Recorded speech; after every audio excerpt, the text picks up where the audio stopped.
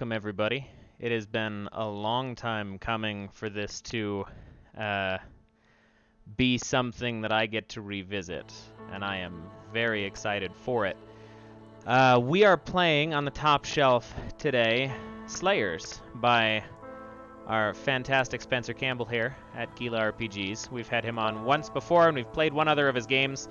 So we've run through Light and Seasons, and now we are going for a hat trick with Slayers, particularly because of a tweet that I experienced a couple of weeks ago that called Slayers a D&D killer.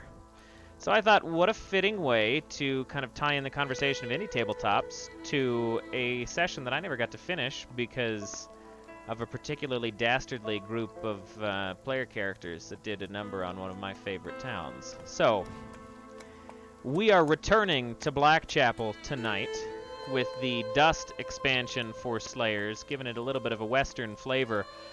I am Mads, your host, and we're going to go around the table starting with, well, I'm going to call you by your character names at this point because I've got them up in front of me, but we're going to start with West, move on to Wenn, then Rasp, then Jane. Take it away, guys. I am the last hit point hero, and I am so very glad to be here and playing at Top Shelf again with the amazing Mads and the wonderful players around the table here. Spencer, it's an honor to be at the table with you with your game. I hope that I do things justice. Tonight I'll be playing West. West has a beat-to-hell leather hat that covers one eye and a bandana that covers his mouth and his nose. Now, no matter how long you've been around West, you ain't never seen under that bandana, and there ain't no reason you ought to be crying. That's me. I'm drinking a Larceny Old Fashioned.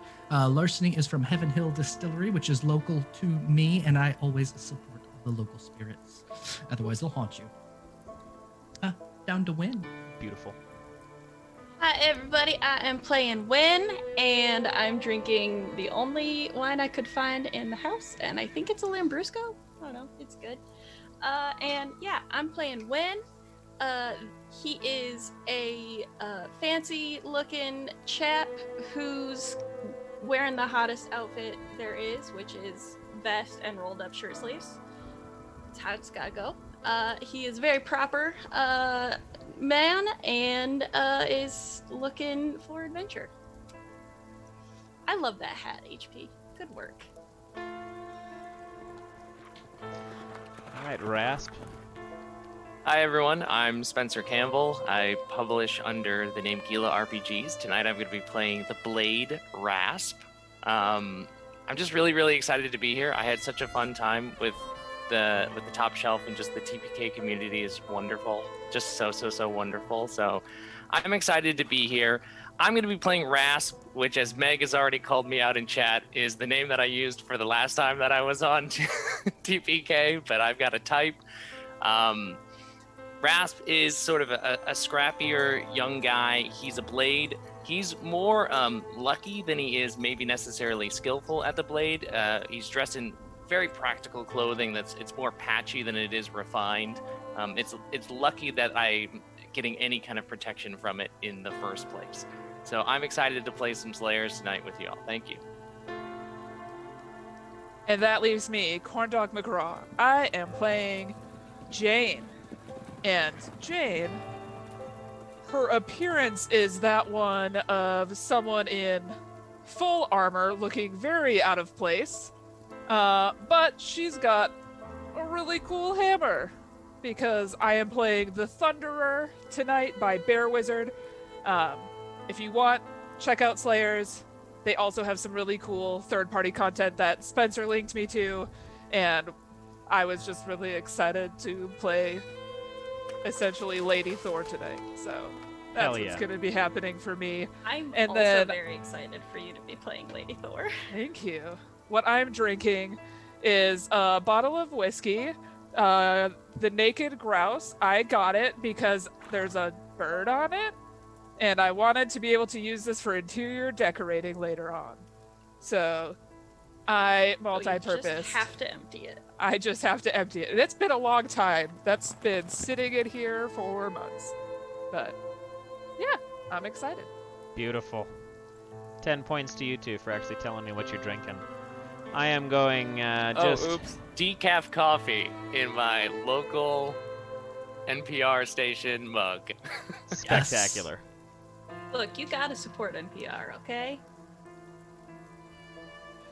But I don't have to know what Wen's drinking, apparently. I told you right at the beginning. It was the I thought you first thing told I me. said. Oh, did you? Oh, well. Yeah. The designer was the only one that forgot. I'm so bad at following instructions. That's why you write this stuff. Then you don't have to think about it. I'm drinking Lambrusco, sir. Sorry, The maybe it's last just of I the wine didn't in the see the house. glass, so I did. wasn't thinking about it. But there we go. Appreciate you, Niff. All right, so Slayers are a guild of monster hunters inside of a city that is foreseeably infinite. It proceeds outward in a rapid expanse in all directions, materializing as people need it to, as do monsters. And so our Slayers find themselves in a constant place of work. Now there is one district of the city, known as the Dust, which gets a little bit more of a rumor mill going with the outside everything, really. You see a big desert in the center of a city, which is also the place where six-shooters were born as far as the city is concerned. The forge works out there are the result, or what brought about the result of a whole lot of gunfights. Now, you guys are all traveling through and into the Dust for your own purposes on your own hunt. You're halfway through a mission. You've got some investigative knowledge under your belt. You're pressing along best you can and get caught in a sandstorm. You don't remember much after that. And you probably wished you had. Because when you wake up, it's dark. It's a little bit damp. It feels like a root cellar of some sort. Y'all are tied up to chairs. Back against the far wall of this basement space. And you can hear horse hooves and things move across the upper sands. You'd assume you're still in the Dust, but you're entirely unsure of where, and probably more importantly, where all of your weapons are. Weaponless and tied up in a place that you are unfamiliar with. And you can hear somebody fast approaching on the slats of the wood above. Small amounts of dust falling through what you can see to be cracks in the floorboards. What are y'all doing? Jane is using this moment to attempt to recall her hammer and just doesn't even care about the collateral damage, like where the fuck did they put it? And so she is going to just sit there and get very, very stern and just put all of her willpower into recalling the hammer. Now, I'm trusting y'all with your classes because everybody's... So Spencer has created a great game here, but one of the things it requires is trust across the table, because every class not only has different things that it can do, but they play entirely differently. They have different mechanical feels to make them align with what their character is real good at. So, Jane, is that I can recall my hammer if it's within near or far range. It is part of my hammer toss ability and one of my advances. All right. Because I wanted to feel cool. Give me a let's see here.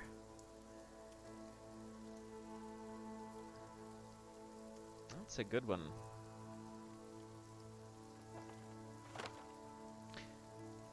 I'm gonna say give me a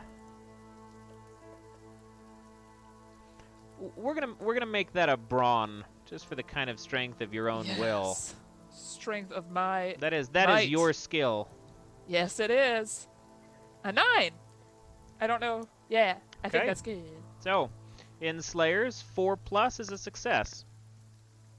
That's Yes, that's what I as dumped my D10 into. bare line as it gets. So, without any hindrance towards your thought, as soon as you realize that hammer is missing, you force it back, and you can hear wood shatter and splinter as it moves through whatever building you are in, reaching your hands tied behind you. In enough of a way that you can grip it firmly, but you are still bound in your place. But it's behind you, and it's safe, which is more than most people can say in this group. None of us were behind her when she called the hammer, right? Nope. Just checking. No, you were all lined Okay. up next to each other, arm to arm, Perfect. basically. Are we tied to each other? No. Thank goodness. Jane, I wish to hell you'd stop doing that. They shouldn't have taken my hammer. They were not worthy of even touching it. I can appreciate the sentiment, but it scares the shit out of me every damn time. And also, you've made quite the racket, so now they know we're escaping. As they should. Oh shit! I'm gonna try and still tied up. I'm gonna try and wiggle out of my ropes before they come down after the hammer. Uh-huh. Okay, give me an agile check. I'm gonna try to flex out of these ropes. That's a 6 from West. Okay, and a brawn check from you before I'm going to move things a little bit forward. I also want to do something. 6 as well. Okay, what were you going to do when? Can I look for something sharp to try and cut ropes on? That's what I wanted to do, because you said that like it smashed through the building. Maybe there's some like shards Splinters of and wood stuff. and stuff. Yeah. All right. So I helped. both of you, You did it. both of you, give me a study check. Yeah. Rasp like is that. very smart. Oh no. Got a 2 on that. Oh, I got a 5. Okay, so all three of you managed to loosen your binds as Rasp still struggles at his, and Alright. you just managed to get your hands free and in a place that you are starting to get comfortable before the door to this downstairs opens. Oil lamp walking down the steps, and you, West, probably would be most familiar with it, but you can hear the sound of a hammer being Another pulled on a 6-shooter. Oh. Not that kind of The- hammer. A very Different mechanical hammer. click as it locks back on a hairpin. The individual who walks down, boots, trousers, waistcoat, and rolled up sleeves. Got a dirty red garter bands on along his upper sleeves, and he looks at the four of you. Particularly, he looks at the mess around where Jane is, and he goes, "Well, looks like everybody's awake, and everybody's real ready to get out of here. Why so?" Bring- Best start talking, friend, as to why we made it down in this place to begin with. Yeah, you decided to come across our town. I should ask you first. It's only polite. You know well we're slayers and we're on a hunt. Ah. Sandstorm brought us here. I never heard of Somebody. no slayers before. We've had some hoppers come through, but we've never heard no slayers. Where are we? Oh. Y'all have arrived in the town of Blackchapel. Where did you think you were going? Not there. Not there. Oh. I wasn't actually given the directive, I just came along. Well, seems a silly person to ask the question then, don't it? Well, if y'all are really ready to go, I need to know that none of y'all are going to be causing any trouble upstairs. We'll see. Yes. Now not particularly convincing. Only one person's talking, and he's not even sure. Need some more than that. I'm not sure we can guarantee anybody's well intentions here, especially when you seem to have separated my friend from her dear, dear friend, the Hammer. We don't particularly like strangers around here, so we need to vet the folks who show up. I was just gonna come down and ask you. knocking us out is the way to do that. Oh, I didn't knock you out. I saw you on the edge of town. You was all sleepy. And sleepy people need to be tied up. Well, Shows how sleepy much you people could trust be bad anybody. people. They could be good people. You don't know what sleepy people are gonna do when they wake up. They different person at that point. He I makes can valid appreciate points. that. Yep. I'm just looking out for me and my own. Well, I'm looking out for the marshal's interests and then me and my own. But yeah. Well, Anyway, you can understand why we'd wake up a little bit on the wrong side of the bed. I can It's understand the same that. sentiment. We looking after us and our own. Sure. Sure. Well, why don't y'all come upstairs, have some bread, let's all talk. Sound like a plan? Do you mind? I I kind of would- like look down at my hands. I would Oh. mind a lot less if you put that gun away. Oh, sure. No, It's for the rats, you understand. He gives kind of a disconcerting smile and he releases the hammer and he puts it back in his belt. And then you watch him snap. And little globules of light kind of illuminate the basement so that he has the ability to see around, and he walks up and around you guys and undoes your stuff first because you mentioned it, and then at his angle looks at the rest of all of you, realizing that nobody else needs it, and they go, "Y'all really jumping the gun. You didn't even know what I was going to come down here for. You just assume that I'm a bad person."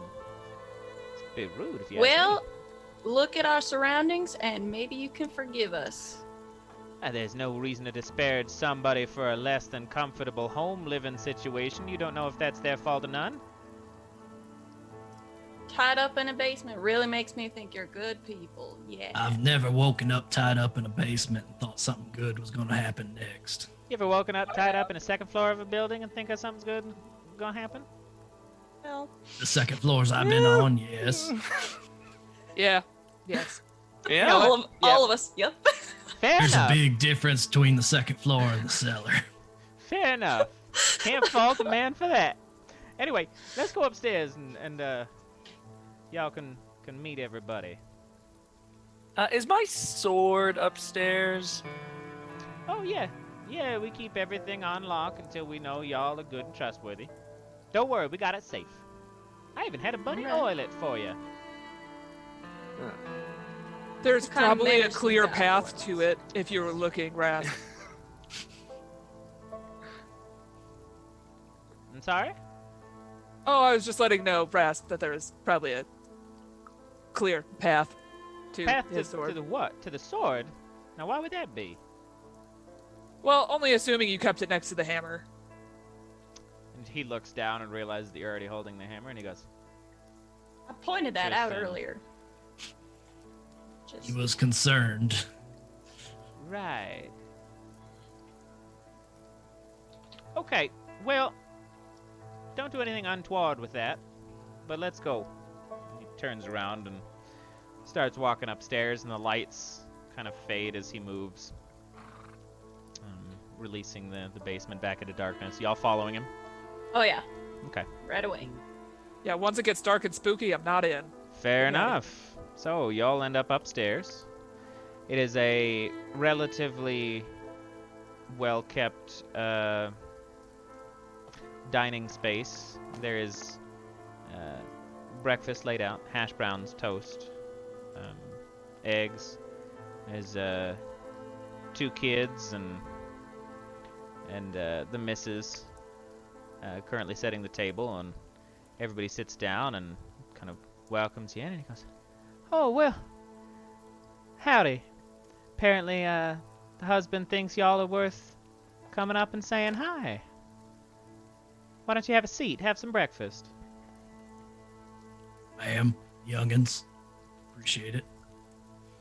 The kids don't really make eye contact, but the missus will nod at you. I'm trying to see like a line of destruction that the hammer would have gone through so that I could Oh, trace yeah. back to where my... If you're paying attention, as soon as you walk upstairs, there is definitely a hole in the floor. And very quickly it looks like there was just like the shrapnel and things have been swept into the corner to be dealt with, but people trying to keep things tidy. And then it goes up through the wall, and you can actually see a glint of light from outside that leads you somewhere else in the town. So you didn't even bother to keep them close then, huh? Are we still talking about the sword? Look, His sword, I myself am not a my skull. weaponsmith. You want to talk about the weapons, you got to go to the marshal for that. And as much as I appreciate breakfast, I feel our conversation best ought to be with the marshal. I'd beg to differ. Most people don't chat with the marshal unless they got a noose waiting. Well, we got some weapons waiting, so we would like to go. And Jane is halfway through a plate of food right now, just looking up at everyone as they're discussing weapons, like, I got mine.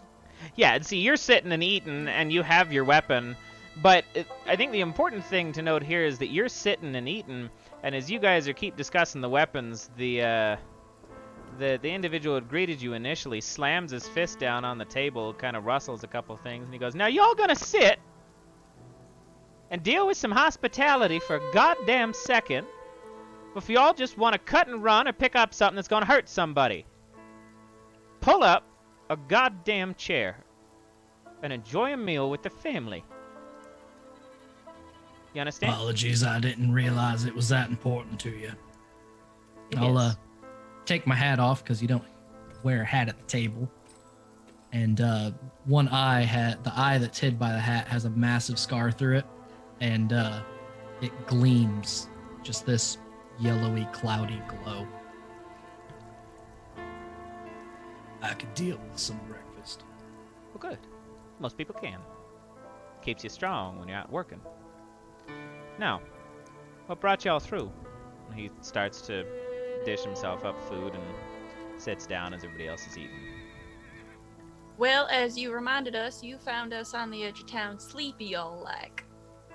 Yeah, So it's where we find most That's- people. what brought us through? But you What do you found mean, other fine? people? Oh yeah, since the beginnings of Blackchapel, we've been finding people on the outskirts of town. All kinds, all the time. You tie them up too? No, it didn't used to. Didn't used to be that kind of town. What changed? Really, I'm from around here. 13 years ago, group showed up on the outside of town. We were doing great. It's good town, good people. We kept to ourselves. Everything was fine and dandy.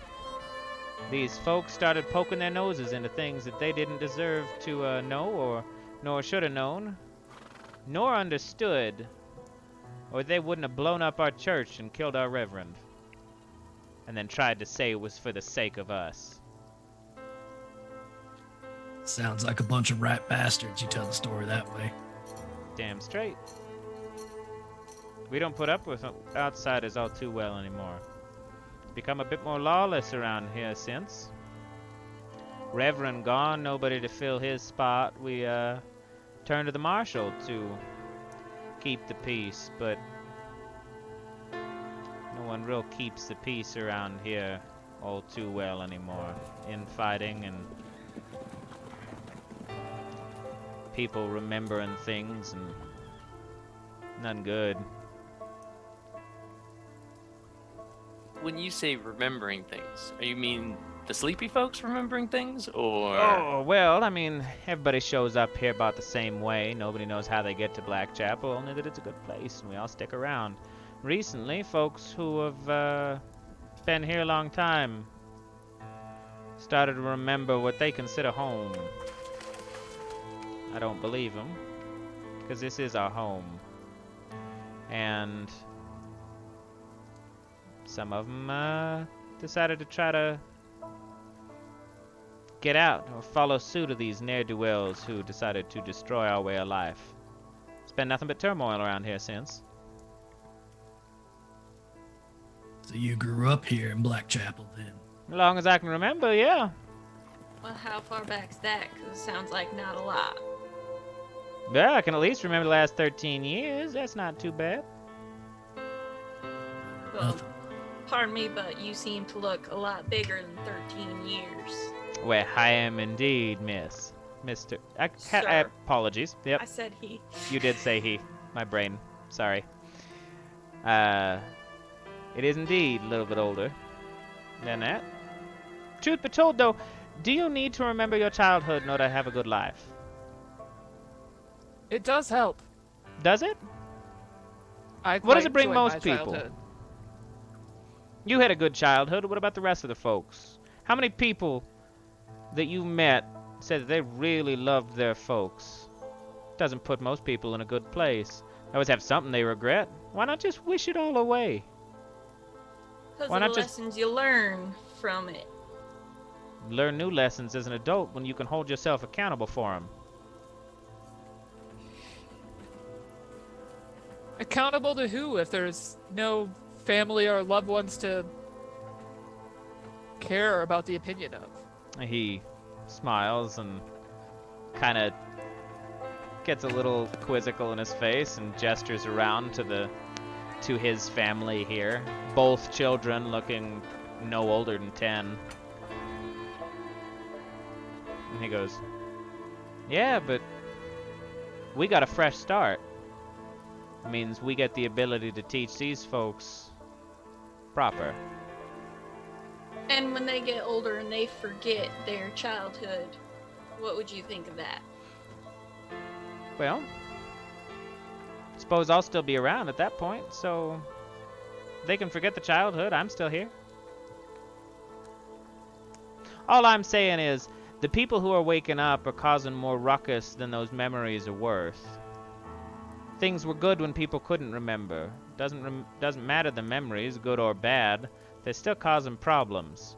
Memories didn't start showing up until the Reverend went. Why He don't kept- we just get a new reverend?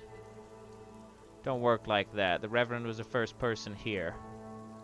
Who was the second person Find here? the second person here. Well, that'd Same be the mind. Marshal. Wait, no. Marshal was Again. the second person they Marshall found. again. Sounds like we ought to be talking to the Mm. marshal. If you don't mind me being quite so forward about that. Well, and I have no problem with y'all talking to the Marshal. I just wanted to know y'all had some manners first. Marshal's not somebody to tussle with. You're big man talking about manners when our first experience with you was tied up in a basement. It is my job as a deputy to make sure this place stays safe. So Oh, yeah. you're the deputy. Mm. Great. Does that make you number 3 here in town? Oh, no, we've gone through a lot of deputies. That's an elected position.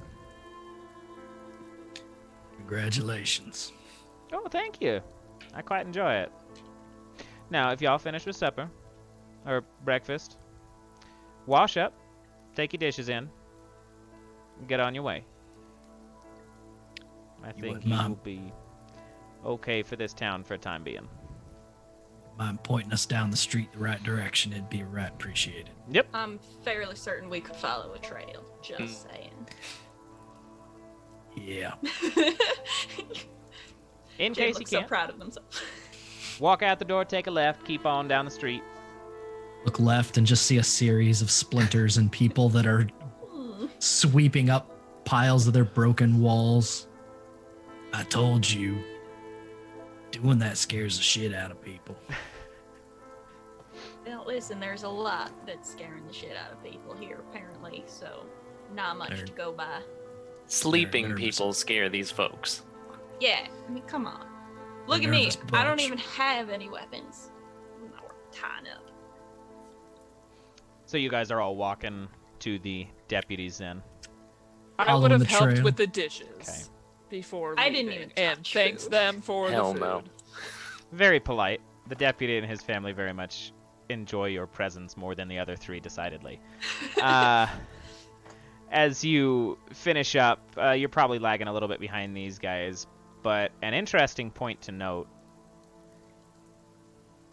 Well, this goes a little bit beyond interesting, I suppose, but you step outside,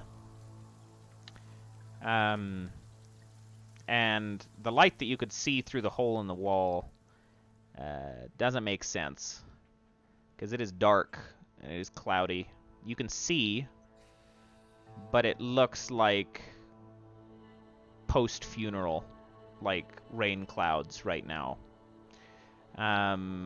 Little bit of wind, tumbleweeds passing through, and more importantly, most of these buildings, if not all of them, appear to be abandoned or ramshackled into what almost look like looks like people tried to makeshift like barricades around them at points, or it's kind of like bandit encampments, just kind of whatever you could find you would use to reinforce walls, or extra things added on certain buildings for tactical advantage. But you can't see anybody. Streets are empty. Lights are not what they were inside. And in the center of town, stands a chapel made of scorched black wood, exactly as it has been for the last 13 years, with a very large hole having been blown out of the side of it and ignited so that only the back framework of the building even still stands. The center of it has all collapsed into rubble. And directly in the front of it, at the base of the steps, out of a couple pieces of the wood of this chapel, stands a rickety cross that's been knocked into the wood, into the ground as a grave marker. But there is nothing around. Hey, Rasp. Town like this sit uneasy with you as it does with me. Yeah, that's a safety hazard right there. And I'm used to being around a lot of folks, so I don't like this much at all. Something don't sit right, do it. I mean, have you seen anybody else? Are there like people like peering through windows at us, or are we just so I alone? want to go to a house and actually like look in. Yeah, both of you give me study checks. Okay. I'm not good at that. 8. Nice. 3. 3. Okay. Rasp just wants his sword. And you You're don't so like much what better you when you see.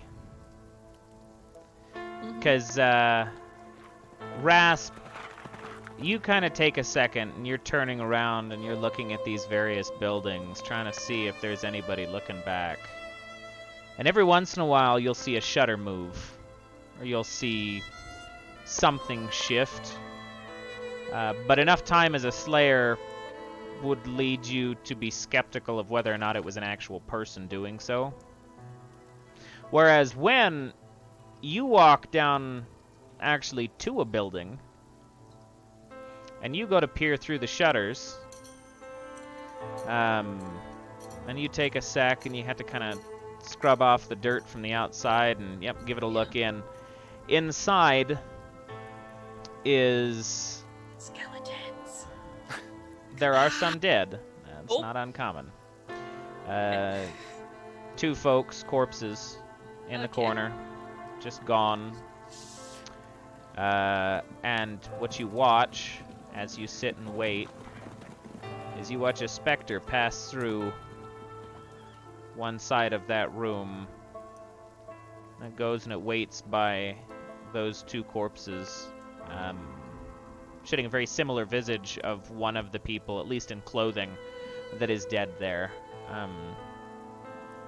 Almost looks like it's mourning over itself and whoever that other person was before it kind of fades out. Is this like recent corpse or say 13 years old corpse? About 10 or so. Okay. I will walk back to the group and just kind of be like, yeah, it's a ghost town. They're all dead. Cool. That don't bode well. Well, let's go find the weapons and see what we can do about getting out of here. That's an excellent idea, Win. Jane, mind pointing us through the wreckage? Just point with my hammer, trying to find a Yeah. hammer-size hole in some of these buildings. Just like, It basically cut across the road. There is an old jailhouse next to a tavern, or a pub kind of thing on the side there. But as you walk in, or as you head towards it, rather, you can hear horses behind you coming up the road. 3 of them, fast. 2 shots go off Why? into the I air. toward dive us? for Oh. cover. Okay. As soon as the first shot, dive for cover. Okay. So, I'm going to actually introduce this now then, because that is a specific mechanic of this, because we are playing a Western game. Everything is a 4+. You can move in arbitrations of engaged, near, or far. You have an additional movement as far as I am concerned with this. You have to be posted up where you are. You can't really change direction for this, but if you choose to use your movement, you can take cover. Much in the style of the classic Western gunfights. That will change the success from a 4 to a 5. Now, anybody who's slinging lead back at you has this same option. So, you can either take your chances of being a crack shot, or you can wait for somebody to get out of cover, or you can move around it. But you all have the same ability. Well, I don't think we can take our chances on being a crack shot when none of us have weapons. Well, So- yeah. As you take cover, and these shots ring through the air, you kind of look around, and it's a memory, maybe. Could have been actual ghosts, but there was nothing around. You can even smell the gunpowder on the wind, but nothing to lead you to believe that anybody actually fired them. I would like to go back to the house where I found the corpses, please. Quick. Okay. And open the door and search the bodies to see if they have any weapons that we can use temporarily until So- we find ours. I'm gonna say this first, only if it changes your Okay. answer. At the point that Okay. this happened, you were about ready to enter the Okay. police station, and like the Then the can I deputy pick a sheriff's closer office house? anyway. Assuming, can I pick a closer? I don't trust the marshal. I don't want to go in and meet the marshal unarmed. Win, Jane's got all the muscle we need. Well, I'm Thank gonna you. just pick up a rock, okay. just so I have a rock. I'm Alright. seeing that. I'm just going to make a at West. I ain't saying I'm 'Cause- happy about it. I'm just saying. West thinks he's gonna do good with a rock, and I'm just like, fine. So what are you guys doing? We're going into the marshal unarmed. Walking in to the sheriff's I am office. fully armed. Sorry. Yep. We're Fully going armed. into the marshal one armed. We got a Jane. All right. Is Jane taking point? Yeah, I Yeah. I would imagine. that sounds safest. Yes. I've also probably got the most hit points if a gun is drawn on us. So. Fair enough. Yeah, the thick girl will go first. A gun is not drawn on you. Yeah. But as you open the door, you are treated to a very firm boot, center mass right to your chest, that will send you skidding back out into the street. Can I attempt to grab it Ooh. as it hits me in the chest? Give me an agile check for that. so Hell glad yeah. that was Jane and not Rasp. 6. 6? Okay. Yep. So, you reach down and you grab the boot of this figure, which gives you just a little bit of time to look up and recognize that this figure is a physical being. Does not appear to be a ghost. You can definitely hold on to that boot, but he is also absolutely dead. Oh. And you can see the basically where the collar of his shirt is moving upward. The skull that is remaining is kind of wreathed in a combination of like a pale red and ethereal purple haze that kind of moves away from it. And on the front of his vest, you can see, you probably would not recognize them, but a set of almost a dozen different pins, bloodied and some of them hammered or dirty. They are circular silver pins with a moon and a harp that nests on the inside of it. That he's just got kind of dangling recklessly off of the side of his off the side of his vest, and you end up pulling him into the street with you, and he kind of skids from his own momentum before he stabilizes himself and looks at the four of you. He goes,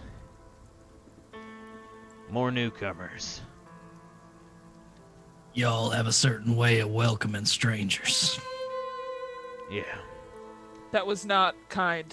Clearly the deputy didn't do his job. Well, actually, the deputy sent us here. Isn't that supposed to be his job? Why would he send you here? Because you have stuff of ours. Oh, right. The weapons that I'd confiscated on your way in. Is that what Yeah, you're looking for? You got my sword? Yeah, I got your sword. And we have it back. No. Thanks Well, for that's asking. mighty unkind of you. Look, I mean no disrespect, but you don't need him anyway. You're not leaving the town, so find a house and get comfy and stack up with the rest of the bodies. He turns around and he starts walking back into the sheriff's office. I'm gonna follow him back in, Yep. looking for the exact spot that the weapons are, ignoring his "we don't need them" comment. Okay. Yeah, I'm gonna follow Jane and just like brush right past this guy. Okay. I will serve as the linebacker in this situation, so that Makes you way the quarterback.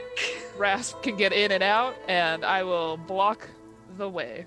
I support Okay, this. so just to confirm here then, the plan is for you to basically stiff arm the marshal while Rasp ducks behind following your hammer trail and retrieves all your guys' weapons.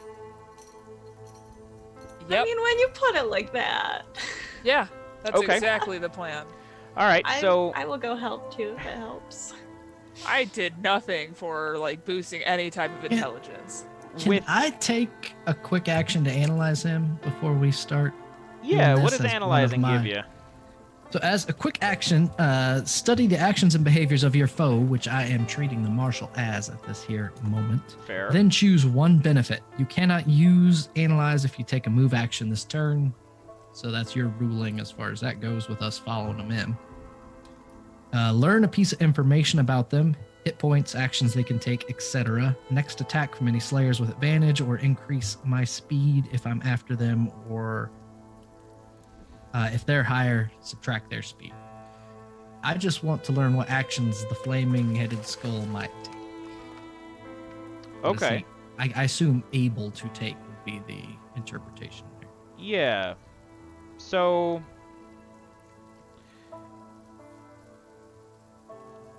So I'm gonna look up, and that ghostly pale eye that I have is gonna start gleaming, and it's just gonna spark for a moment. There's just gonna be this bright flash as I take the analyze action, taking a look at this Marshall. okay. So I'm gonna give you a couple of things. I'm not gonna claim that this is potentially everything that he's got, but the two important pieces of information that you've got on you right now is this Spectre is strapped.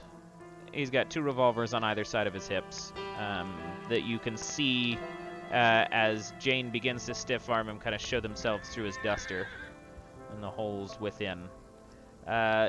You also recall a bit of information that you had from earlier Slayer days, that specters of this form, and from everything you understand of this city, or of this place, you would be having a bad time trying to hurt any of these without a particular kind of oil that Slayers will typically bring with them to take down undead of this kind.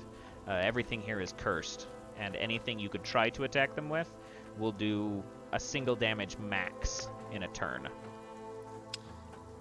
So, if you'll let me, given this information, as Jane starts to stiff arm him, I would put a hand up on Jane's wrist. Okay. Jane, I just glance back at Wes. I think this is a situation where we gotta talk our way. We're not equipped to deal with this. That's the point. We're trying to get equipped. And that's why we have to have the conversation. All I'll right. leave that to you guys then. Hi. That's Uh, okay. I just like start straightening the vest, like, okay. Because I know my character sheet and I'm the talking person, unfortunately, for us all. I'll stay out here, and Jane is going to look for a different way in. Okay. Yeah, I very much intend to just keep as much attention on me so that they can go in the back door if they find one. All right. I don't need a back door. I just need a good spot to hammer. Somewhere. We just need a place to hammer. Perfect. All right. I am so glad that we have you. I mean, it's one of my cool feats. Every problem a hammer. So, or Is that the advances. name of the Every feat? problem a nail. Oh, Every Yeah. problem a nail. Yeah. I love Yeah, that. That's so delightful. much. I really do enjoy that. You are the best one here. So, with the 4 of you, just to confirm the plan then, Wenn and West, are you staying to deal with the Marshal? And then the other 2 are going Yeah. outside again? Is that... New plan. Yes. Sounds good. So, Jane... I give Ras- West my rock, by the way. Oh, perfect. Good. What in the 7 hells am I supposed to do with a I'm rock? already walking away. Toss it over my shoulder as I walk in. Just hits the sand with a really neutral thud. Jane, Rasp, give me a study check. Go ahead and roll those and then just hang on to them for a second. I just saw Corndog's face about that, and I don't think that it's good. We're not good at studying. Oh no. It's the investigation portion of that we need. West, while they are starting to meander around outside, what are you guys doing? I have straightened my vest and neatened up my clothing as much as possible, and then just barged right in to be like, sir, now I acknowledge that you have told us that we don't need weapons, but has it occurred to you that perhaps my friend out there has desire to, well, let's put it this way. Have you ever heard of a comfort object? Because that's kind of what the sword is for him. And, it would make him feel a lot better and, safer in this new town if we're supposed to be getting acclimated here. So, if you wouldn't mind weapons, please. Thanks.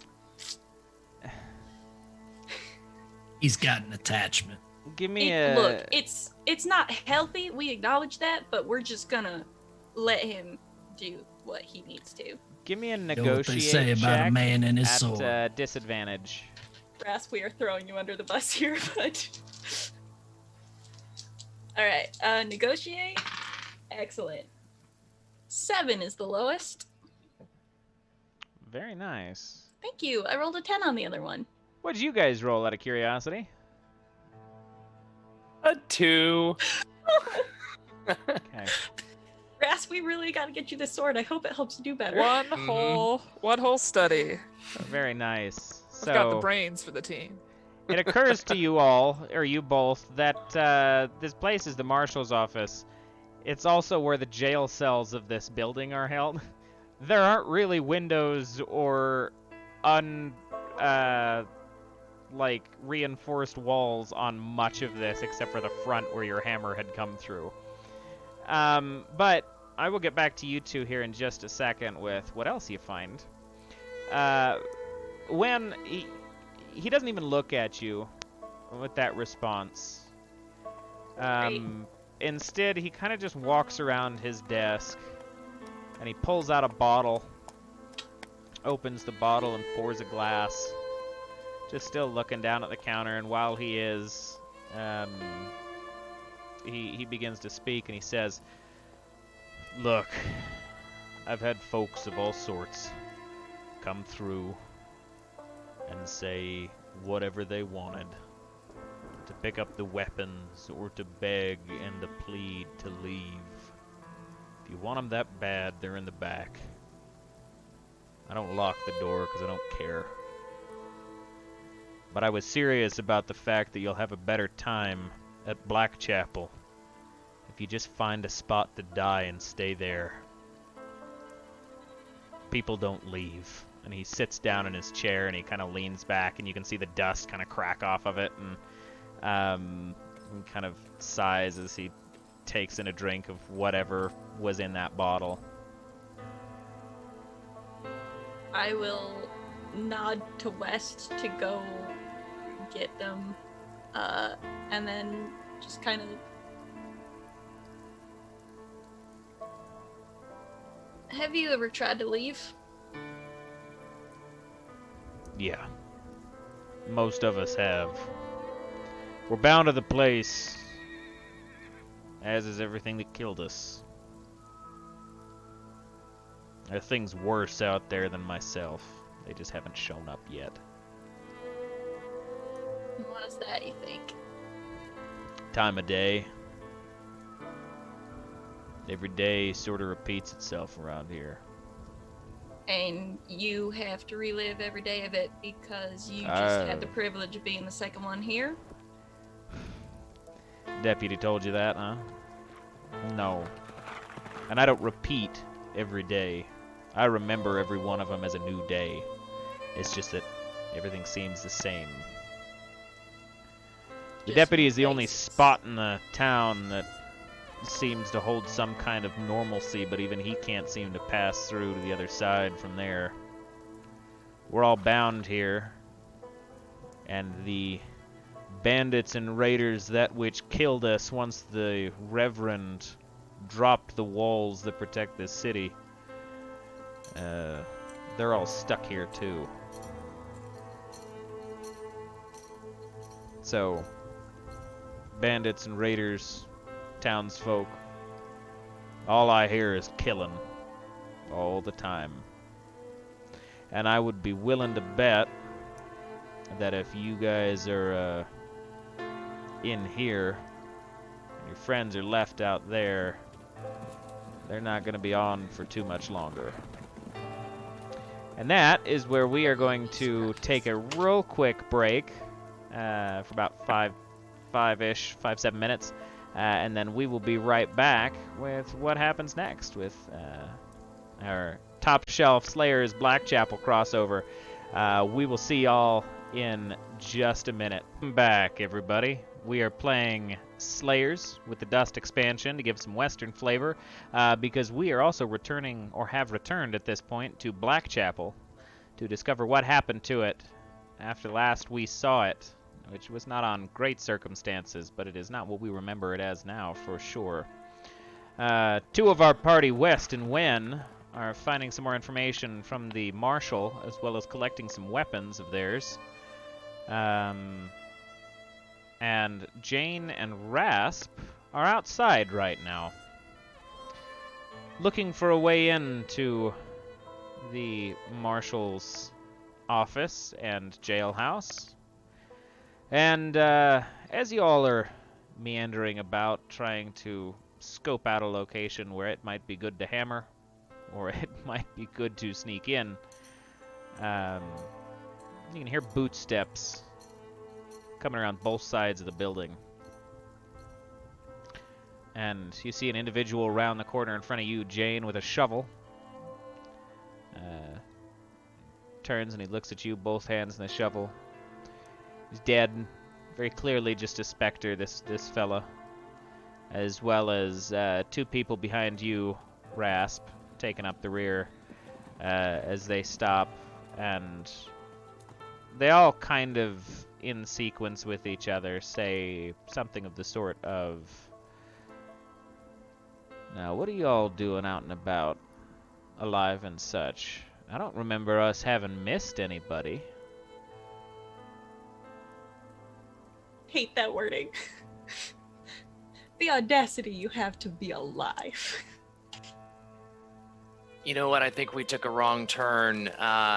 Jane, I think we're lost. Thanks so much. Yeah, you are. You walked into the wrong corner of town.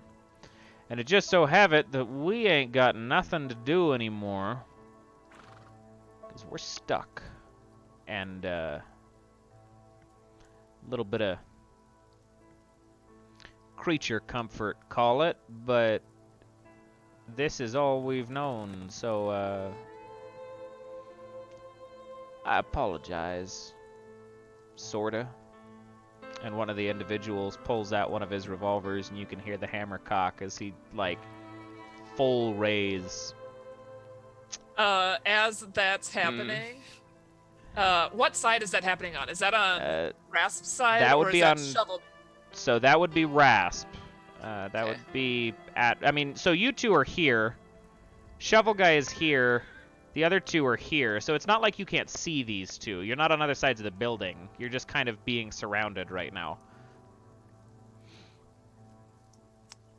If you still wanted to do something. I'm gonna throw some sand in his face.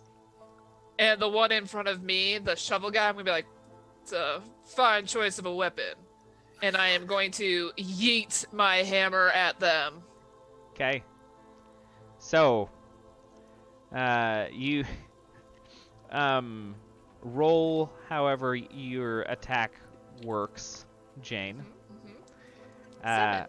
Rasp, give me a. You know what? Pocket sand. Exactly. Ah! I wanted to make you roll for that, but to keep with the narrative, I'm just gonna go with. You rolled a 7, Jane? Okay. So you yeet this hammer. It zooms forward, and you can see it impact this specter before it makes purchase. You can see it kind of hit something before it passes straight through, and then returns to you. Doing something, but not much. And Rasp, you pick up a bunch of sand and just hurl it at this corpse of a man who's got the gun at you. And it does not do anything because he's dead, but it does enough for him to kind of stop for a second. And he relaxes his arm for a minute and he goes, "I don't think you understand the predicament you're in. Did you just throw sand at me?" That's when I tactically roll to close the gap on him. Okay. What is the goal here?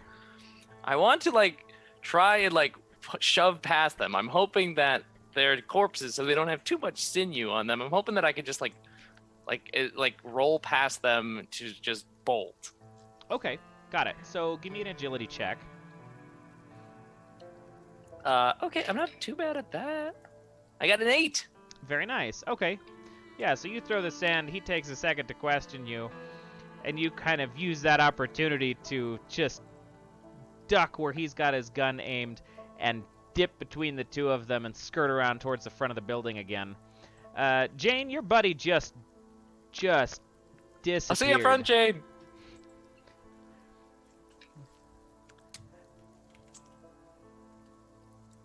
I see that I'm outnumbered. I'm going to take a moment to see if they step in closer and slowly start to begin to spin my hammer. Okay. So, one of them will, or I guess two of them. Shuffle Guy and the other one are going to, Shuffle Guy obviously to go towards an attack, the other one closing the gap. But he's like, pretty yellow, isn't he? You guys didn't come with anything to protect yourselves, other than you clearly. Why don't you go round him up? And the second corpse kind of nods and starts. Actually, I've got a question for you. Just come here for just a second. It's a nice try, Oh, damn it. but we've been around a while. And so you got two close to you. The other one's booking around that way. West, at this point, you have gathered your folks' weapons, including your own. You can hear the kind of quintessential hum, just faintly, of Jane's hammer leave her hand, as you are kind of on the back wall of this building where you find the weapons on the inside of the building. So you get a little bit of what's going on outside, but no real context. When, what are you, are you still asking questions? Is there something else you want to know? What are you up to? If he seems to be done sharing, then I'll let him, I guess, be a ghost in peace and go see what they're doing.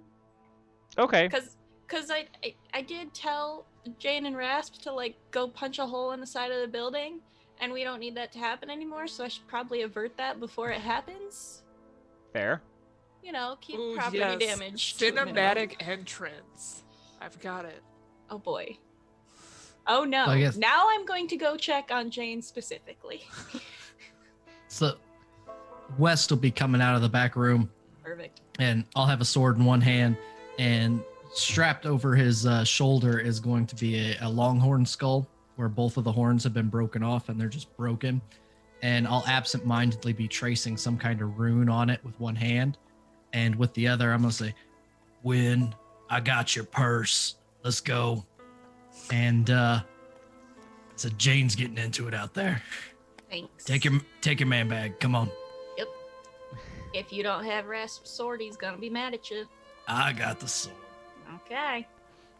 Okay, so you guys walk outside as Rasp just like slides a little bit in the sand as he's like drifted around the corner at the two of you. West, I'm so glad to see you. As he starts sliding, I'm just going to throw the scabbard sword in his direction, and it's just this perfect anime cinematic. Shing! Perfect. Absolutely. If you don't mind, Rasp. Oh, absolutely. Yeah. Feels good. I test the heft of it and then go, all right. I found your poking stick. As the door slowly kind of shuts behind the three of you, the marshal's just like, I'd offer you luck out there, but it won't help you. No time. I'm already running back towards Jane. Thank you anyway. Appreciate it. Okay. On your way through, you guys peel around towards the back of the house. I'm going to ask this to you, Jane. Are you backing down from this at all? No, I'm winding up. Okay, I'm just checking. Because at this Yeah. point, I would like to, let's get actual combat initiated then. Woo! Hell yeah. Get everybody Hey rolled everybody. With most of us showing up unannounced, we are ambushing, which is one of the basic advances that I took. Everybody gets to roll speed with advantage. Oh, yeah. I'll So we take have a it. better chance of getting in. Okay.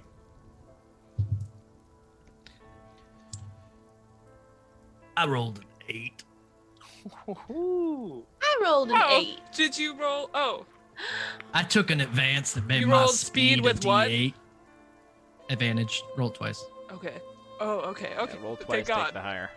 Yeah. Oh, it's- Rasp, did you roll higher than a 3? I got a 6. I got a 6. Woohoo! All right.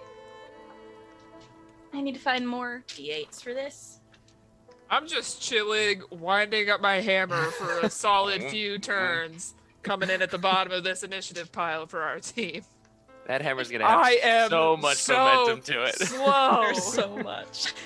When you're like roll speed with initiative or with advantage, I was like, and then I heard someone say 7. I was like, I have a D4. What? I have a Yeah. D4. I am a lumbering hunk of meat. What did you I am roll, so Jane? slow. I got a 3 with advantage. All right. That was a really good roll for what I could have rolled. West, what'd you get? I got an 8. Very nice. And Wenn? I also got an 8. Which one of you two is going to go first in this order? Go ahead, Win. Well, thanks. Okay. All right. So, you are up against the 2 corpses with guns and your 1 specter with a shovel. The 4 of you. When you are up first. Hooray. I need to roll a bunch of dice a second. Okay.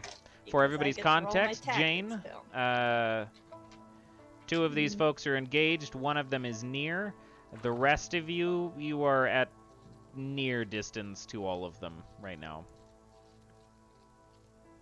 How are none of my D8s on top of my dice bag? I should have prepared these more. Okay, here we go. 2, 4, 6, 8, 10, 11. All ready to hear the most beautiful sound? Okay, we're good to go. Am I going first? This is You are maybe going not Yes. first. All right, that's fine. Party buffer. So, I am the party buffer, which means I'm gonna make sure we are all set up nice. And that means we're good. Who is near to me? I didn't write that down when you were saying it. So any of them are Everybody. Any of them are near to me. Everybody is within near Perfect. distance right now. Cool.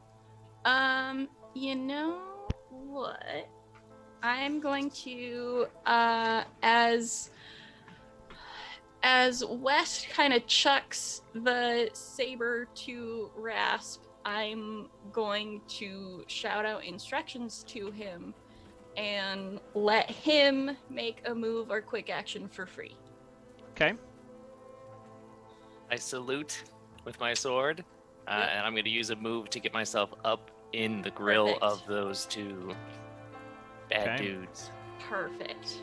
So that's one of my actions, and then I would like to take cover behind the corner of the sheriff or the marshal's office. So Okay. that I can see, but so that I'm harder to hit and Yep. can stay nice. Absolutely. So you use your movement Okay, to take cool. cover. Yep. Which And will bring that's us what I got. on to West. Can I see any of them without moving?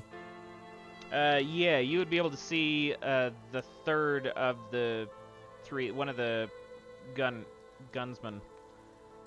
Because he's on the corner of the building. The other 2 are closer to Jane if you're not moving at all. I'm not going to move at all because it's a requirement of this quick action. I'm going to lift the corner of my hat that covers my cloudy eye, and it's going to gleam.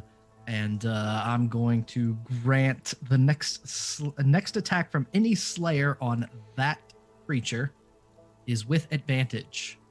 Okay. And I believe... And Oh, I was just say I believe Rasp moved up to engaged distance with them, yeah? Mm-hmm. yes, but that doesn't matter because I'm going to take a shot next. Okay, take a shot. Hell yeah, you are. And so I've been tracing these runes on this cow skull on my hip, and I'm just going to lift my hand, and a bolt of light is just going to fly straight out of my hand toward it as I take a crack shot action which Okay. is a D8 with my current bullets, which is with advantage because of my quick action, which is a 7. 7 is more than 4. That is a hit. It would be 3 damage if these weren't spectorals. It would indeed. 1 damage as this slams into the side of the Spectre. He is aware of you now. He takes a turn to look down at you. So as the bolt of light hits them, this Spectre and only the Spectre is going to hear, "I got my eye on you." Every turn, it loses another hit point Oh. Very nice. Okay. on its turn. Every one of its turns. Okay. Noted. Yep. Rasp, you are actually up next. Yeah, I'm gonna like slide in between that guy and Wes, so he's looking at me. He goes, "Hi," and then I'm just gonna gut him. Okay. Beautiful. And actually, right before I do that, because I'm sliding in, I want to use my quick action to get into flow stance, so I can move after I make an attack. Okay. Perfect. So my first attack is with advantage because I took my shrewd advance. So I got a 6. Okay.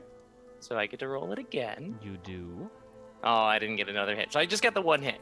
Okay. Still a damage done.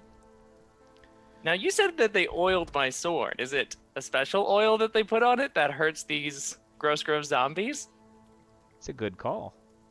That would be nice. That they did. Look at you. Got him. Okay. Still So I no- do 2 damage normally. Oh, each attack is 2 for you? Each hit does 2 for me. Each hit does 2? Okay. Very good.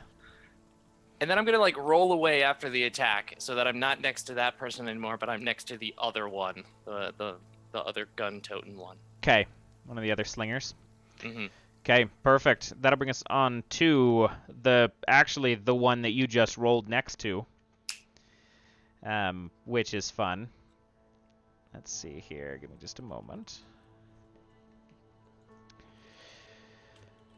Yeah. Let's go ahead and sling some lead, shall we? Little old me? Actually, let me go ahead and get everybody to make an agile roll, as this slinger is going to go ahead and fan the hammer. Oh no. 2. With a I got a 7. Nice. Spencer, do you want to pass that instead? Because I can Yeah, replace a dice. I would love to. Hey, grab a 5. Woo! with a 9, West is gonna duck back behind the wall. Okay. I'm shouting from the corner, duck, Rasp. Oh, right. Did you make an agile roll for yourself, Wenn? I did. Do I roll with advantage because I'm behind cover or no? You do now. Okay. For fan the hammer, makes sense. 8. 8. Okay. So, everybody succeeded as Did this it! corpse spins and takes a number of shots around the area. And then that'll bring us on to the second slinger, this is the more talkative one. He's gonna look back at the other one and goes, "Stop just shooting and focus fire." And he's gonna take both of his rounds at you, West. Which one of those will land as a damage? No, it won't because it's a 2. Ooh. Tacticians are great. Rough. Okay. Look at me. Very I am the good. captain now. And one more damage from the West's advance there. Yep. That'll then bring us on to the Spectre, who, let's see.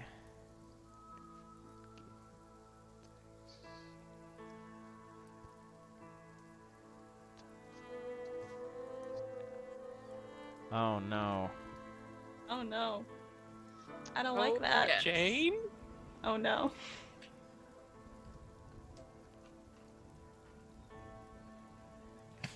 I still have plenty of low dice left. And that's a threat. Jane, on your next turn, I need you to attack your closest Slayer friend. No! As this specter just kind of looks you dead in the eyes and goes, "Oh, you're here with us." Turn that Okay. away. Now I have a low dice with Jane's name on it. That's a good idea. Okay. I do a lot of damage. Because Jane, you're up. Okay. Okay, so Jane was winding up Mm-hmm. to do That's a lot of momentum. a quake, which was smashing into the ground with anyone engaged with her. But if she can't do that and has to just wall up someone next to her, Yep. who is next to me? Rasp would be I the believe closest. Rasp just ran up. Oh, not Rasp. Oh, hey, Jane. I'm really sorry because this is with advantage. What do you mean? Hit you, because I have been winding up this whole time. Why are you looking at me like that? Oh no. I'm gonna make sure that I'm rolling the right dice for that. Do you add modifiers for your dice? No, Okay, great. That's good. Cool.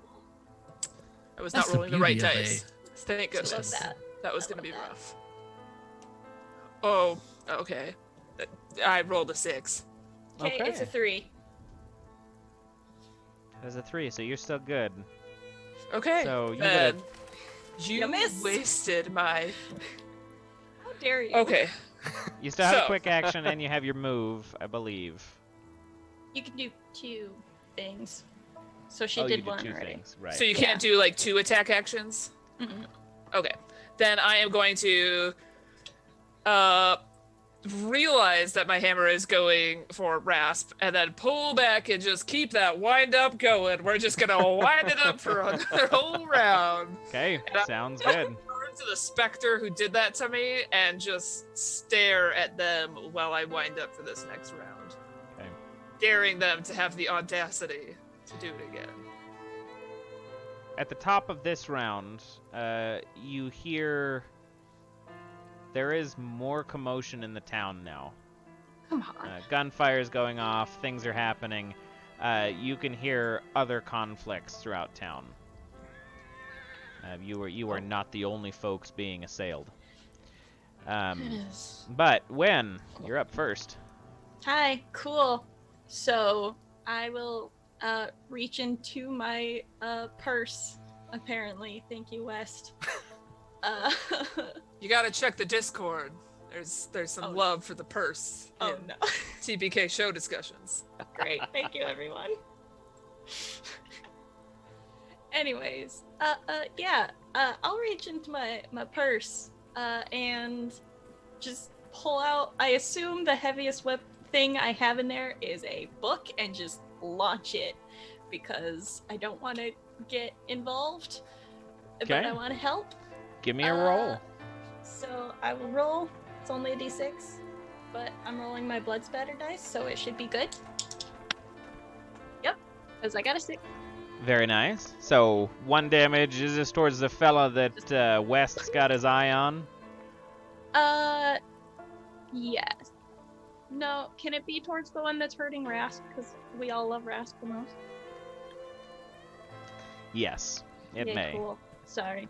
So 1 Um, damage towards that specter, Cool. or that slinger. One damage. That's all I can do, and that's all they can take. So we're a good match. And then I will issue orders again. I don't know if Jane is going to be coming out of that stupor anytime soon, so I don't think I want to give it to her. We'll give it to West this time, in all fairness. So West, Appreciate it. you can take a move or a quick action for free.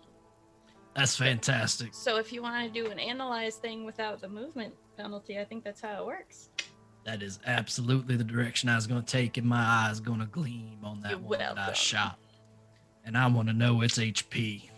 Yeah. Okay, one that you shot has got 6 left Out of how Alright. many? out of 10. 6 Good out of work. 10. Noted. Okay. I do more damage when they're hurting. Yeah. Yes, you do. And you are up next. You got this, buddy. So there is that, and that. I have no reason to move. Well, I reckon I ought to just analyze them again to give myself advantage on this shot. Get after it. That was the wrong dice. Let me try with a D8 instead of a D10. A 2 and a 6. The 6 Very is a nice. success. Another shot cracks through the corpse, dusty as it is. Not a whole lot of And- movement, but hey, he's hurting. Again, just reaches down to this skull, and if you look close, there's this little bit of light that comes out of the eye sockets of the skull that he seems to collect in his hand and just tosses at it. Very good. That's that, and that. Perfect. All right, Rasp. So I'm going to use a quick action here to slip into slay stance. So this is a Okay. slightly more aggressive stance than the flow that I had before. So I deal more damage, but I also take more damage when I'm in slay. Yeah, you do. And I am going to try and, rather than kind of like stabbing as I was before, it's just a really brutal slash against the slinger that Wes just shot to see if we can just tear this Okay. thing to shreds. Sounds good. My first attack is with advantage, which is disastrous because I rolled a 2 for both of my rolls. Oh no. So, Hey, make it a 5. hey, thanks. How many of those dice do you have? I 11. got 1 hit. Good I have lord. 11. Oh my Why? I got a second hit. I got a 4. Okay. I got a This- third hit. I got another 4. Yeah. Okay. And I got a 3. How Make much it a damage does 7. each of those do? Well, normally I do 2, but they're each 3 because I'm in slay mode right now. Okay. Nice. So you turn and just ribbon this fucker as just trisects him with those 3 swings. You're so cool. Revolver out, Thank ready you. to take a Thank shot you at guys so West, and much. just falls apart. Nice job. That's very cool. All right. That's teamwork right there. That's teamwork. Mm-hmm. So, that'll bring us on to the other one, the other slinger, who was at you, Rasp, last time. Let's see.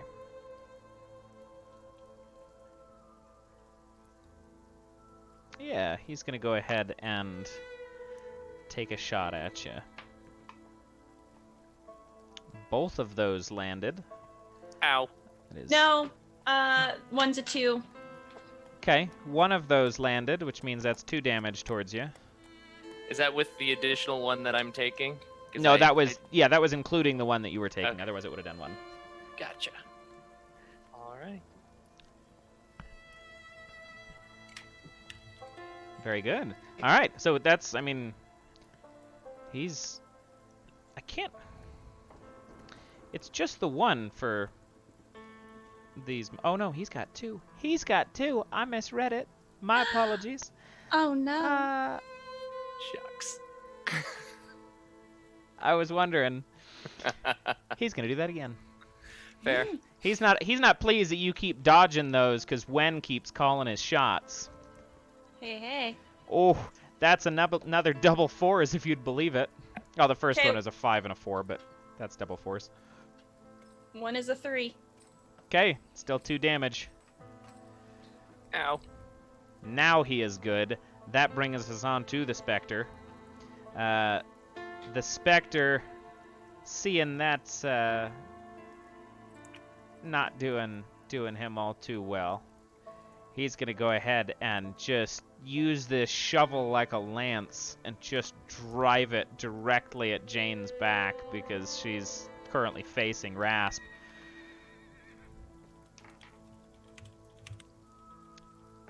That's a 6. When are you going to adjust it? I'm not telling her what it does until you decide. That makes me feel like I need to adjust it, so have a 3. Okay. All right. So You throw this this shoveler goes to lunge at Jane, and you call it, and Jane manages to kind of use her momentum and knock the shovel out of the way, refacing her most pertinent threat, which will bring us on to you, Jane, actually. I'd like to think that Jane grabs the shovel and then turns and just has this hammer swinging in her hand, and she just fucking uppercuts the specter with her hammer with Hell every yeah. ounce of anger in her body. If That's you a miss, lot you're of getting. ounces. If you It's- miss, you're getting my 8. I got a 5. So Okay. that's Very 3 points nice. of damage into the chin of the specter. It would be if your hammer was oiled. Boom! It didn't get oiled while it was sitting there overnight while we were all tied up. Apparently, they only Play the like sword. swords. Only They only oiled by oil fancy swords. sword. I gotta go back inside. Or it was a casual thing that they didn't realize they were doing, but yeah. They don't know hammers need to be oiled. No blacksmith oils their hammer. At least. I'm about to go oil my hammer once we get out of here. And then quick action. Yeah, I'm gonna wind it up again, but I want to be. Could I still be like trying to hold this shovel too? I want this specter to just stay in my face this whole time. Okay. Yeah, I mean you're just keeping him right up against you, and he's not Yep. gonna combat that. With just some beautiful whoosh whoosh sounds. That sounds kind of like the dishwasher going or something like that, but it's a hammer instead. That's nice. Yep. It's good. I think Jane does that when we go to sleep at night. It's like the It's white just noise. the white that noise. lets Yeah, us it's just our sleep. white noise maker. It's just I do that Jane- for a half hour, everyone falls asleep, and then I We're fall all asleep getting afterwards. real sleepy. It's also her arm workout keeps her limber. Yep. Yep. Just a nice Jane bout doesn't of do that for hypnosis. us. No, it's Jane does that for Jane. We just benefit. All right, Wenn, you're up. I love this so much. Seeing that Jane is back in action and not out of it, would you love to use a move or quick action? Would that be useful for you, Thunderer, ma'am? No, because all I would be doing is still doing the Continuing to wubblums. wind up? Cool. Yep. Guess what? Wubbles. Rasp. What's up? I get a quick action or a move action? Yeah. You do. You know Okay. what? If somebody would have given me an expert advance, I could make you even cooler, but somebody said we couldn't. So I did. We are not experts we're not experts. yet. I think I'm gonna move. So I want to try and get Perfect. myself between. I don't want to be in the line of fire for Right. West, but I want to be like, at least the barrier that they have. That person has to get through me to get to West and Wenn behind me. So I'm kind of like Mhm. positioning myself in such a way. Perfect. Very good. Cool. When? Anything else? I will, I guess, as long as Rasp is positioned with his back to me so that he cannot see me, I will take a page out of his book and chuck a rock. Okay. As Give long me a as he minute. cannot see. Give me a roll. Okay. Because, it's a good idea, but he doesn't need to know that it's a good idea. Nah. 'Cause I rolled a 4 Very nice. Against the slinger that's still up or the specter? against the slinger that's still up. Okay. Very good. I West. do 1 point of damage. Well, yeah, you're not really at a disadvantage here. I know. Strangely, you're in a pretty neutral I'm spot in to my be doing element good. here. West is going to move to go around the side of the building so that he can see the enemies and take a look and reach down and toss a bolt of light from his cow skull for a 3, which misses. No, it's 4. 4. So, like, turn the corner, lob it sideways, and it kind of goes around. It starts flying. Rasp, you need to duck. Rasp, at this Yeah. point, just stay down, because that's all you're It will- doing. I'm just gonna lay on the ground for a little bit. It'll land for a point, and as per the advancement I took, there is this voice that Slayer hears that says, "I got my eye on you." Perfect. Okay. Rasp. Yeah, I'm going to, from the ground, roll around. Oh my god, almost fell off my table. I'm gonna roll around to behind this slinger and then stab up and just try and stab right through to the other side. Okay. I get advantage on my first attack. I got a 6. Woo! All right. So that's 1 hit, and then I got a 1. So Nope, it's a 7. Oh. Scratch that. Then I got a 3. It's Okay. a 7. Oh, that's 3 hits. I like the way you do damage. Then I got a 5, so that's 4 hits. Then I got a 4, that's 5 hits. Then I got a 6, that's 6 hits. Hold on. Then it's a 1. Is this against the slinger? Yes. Oh, Okay. what? Is this massive overkill? Also, yes. 18 damage. Oh yeah, he gone. So glad I spent dice on this. Is there flavor to that? Because damn, son.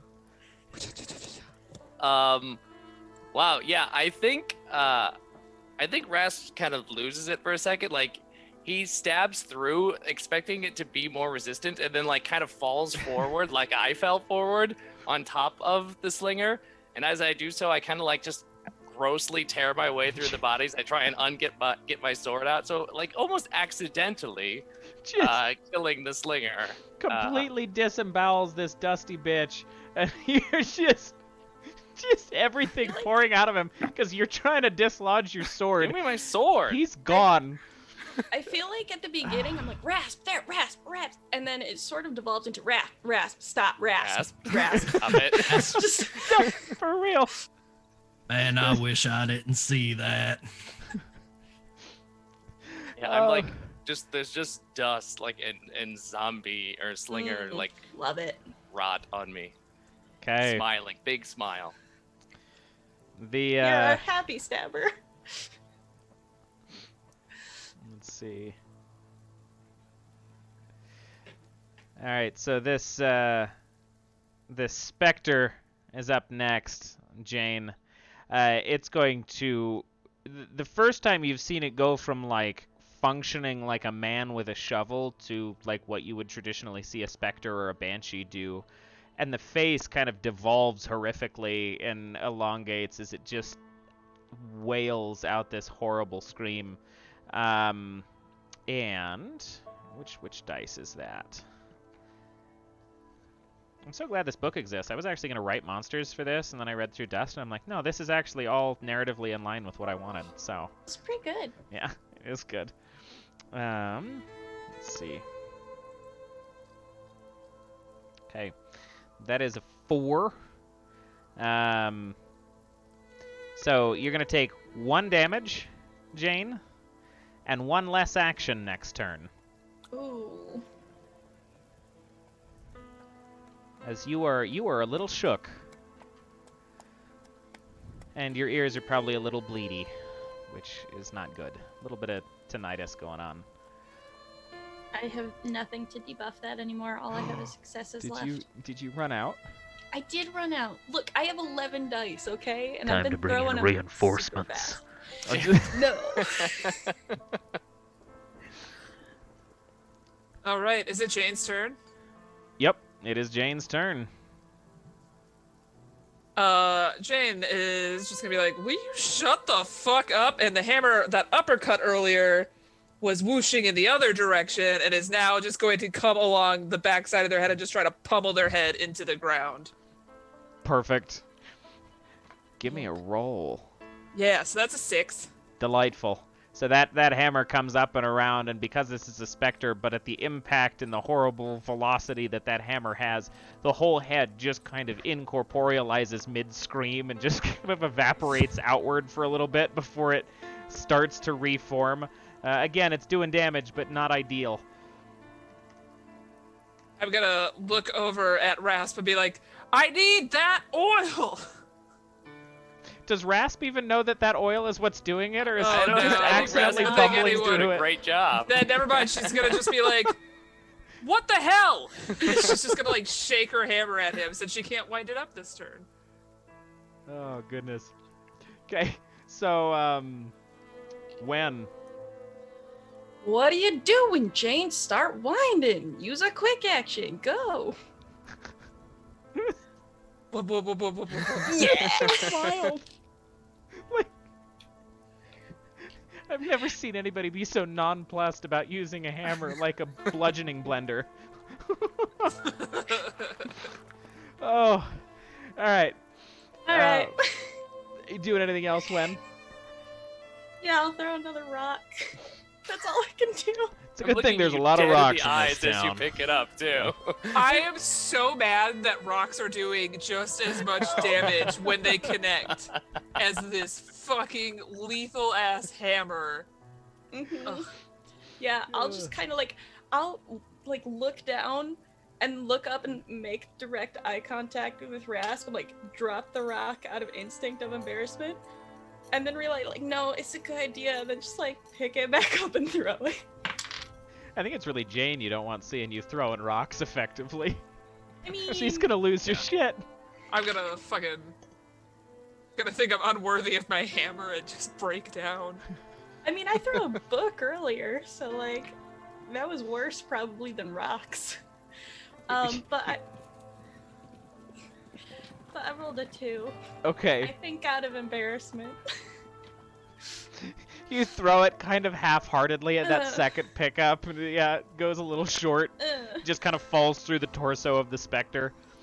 Jane gets pissed and knocks it out of the air. Right. No, that's No. what it is. It's like you're trying to throw past Jane, and her whoop whoop My just blender peek- just yeah, it goes wobbles. straight through the jailhouse wall. The Killing rock the just marshal bullets instantly. through the wall. That's my own fault because I told her to start swinging before I threw myself. Okay. Anyways. West, get after it. I'm gonna holler from over next to the jailhouse because I did discover this earlier with the marshal while the two of them were outside. I'll say, Jane, you need some specter oil, otherwise it's only gonna tickle them. And then I'm going to quick action eyeball this thing, see how many hit points it's got left. Okay, you're looking at 4 points. Why are they still? Out of how many? 7. It doesn't specify. Why are they still above half? Say, fine, that's the way it is, and I'm going to take a shot. I'll grab the light out of the cow skull, send it flying, and that is a 1. Oof. Okay. My bullets will go down to a D6 instead of a D8. Wait, Oh no. wait. Hey, That's hey, all right. It's mechanic. I'm fine with the mechanic. I was gonna say I have a dice. I can fix that. That's all right. I'll take the mechanic. Okay. That's it for West. An honest man. All right, Rasp. Yeah, I hear the familiar whirring of the hammer behind me, so I know that Jane is still working back there. So I'm gonna turn around and be like, "Oh, Lay down. we still got something to go kill." And so I'll use a move action to get into engaged with the specter, Okay. Taking a giving wide berth. Jane yeah. a real wide berth so that I don't get it in any harm's way there. And then I'll kind of slide past her and give a kind of sliding swipe up on the specter. Okay.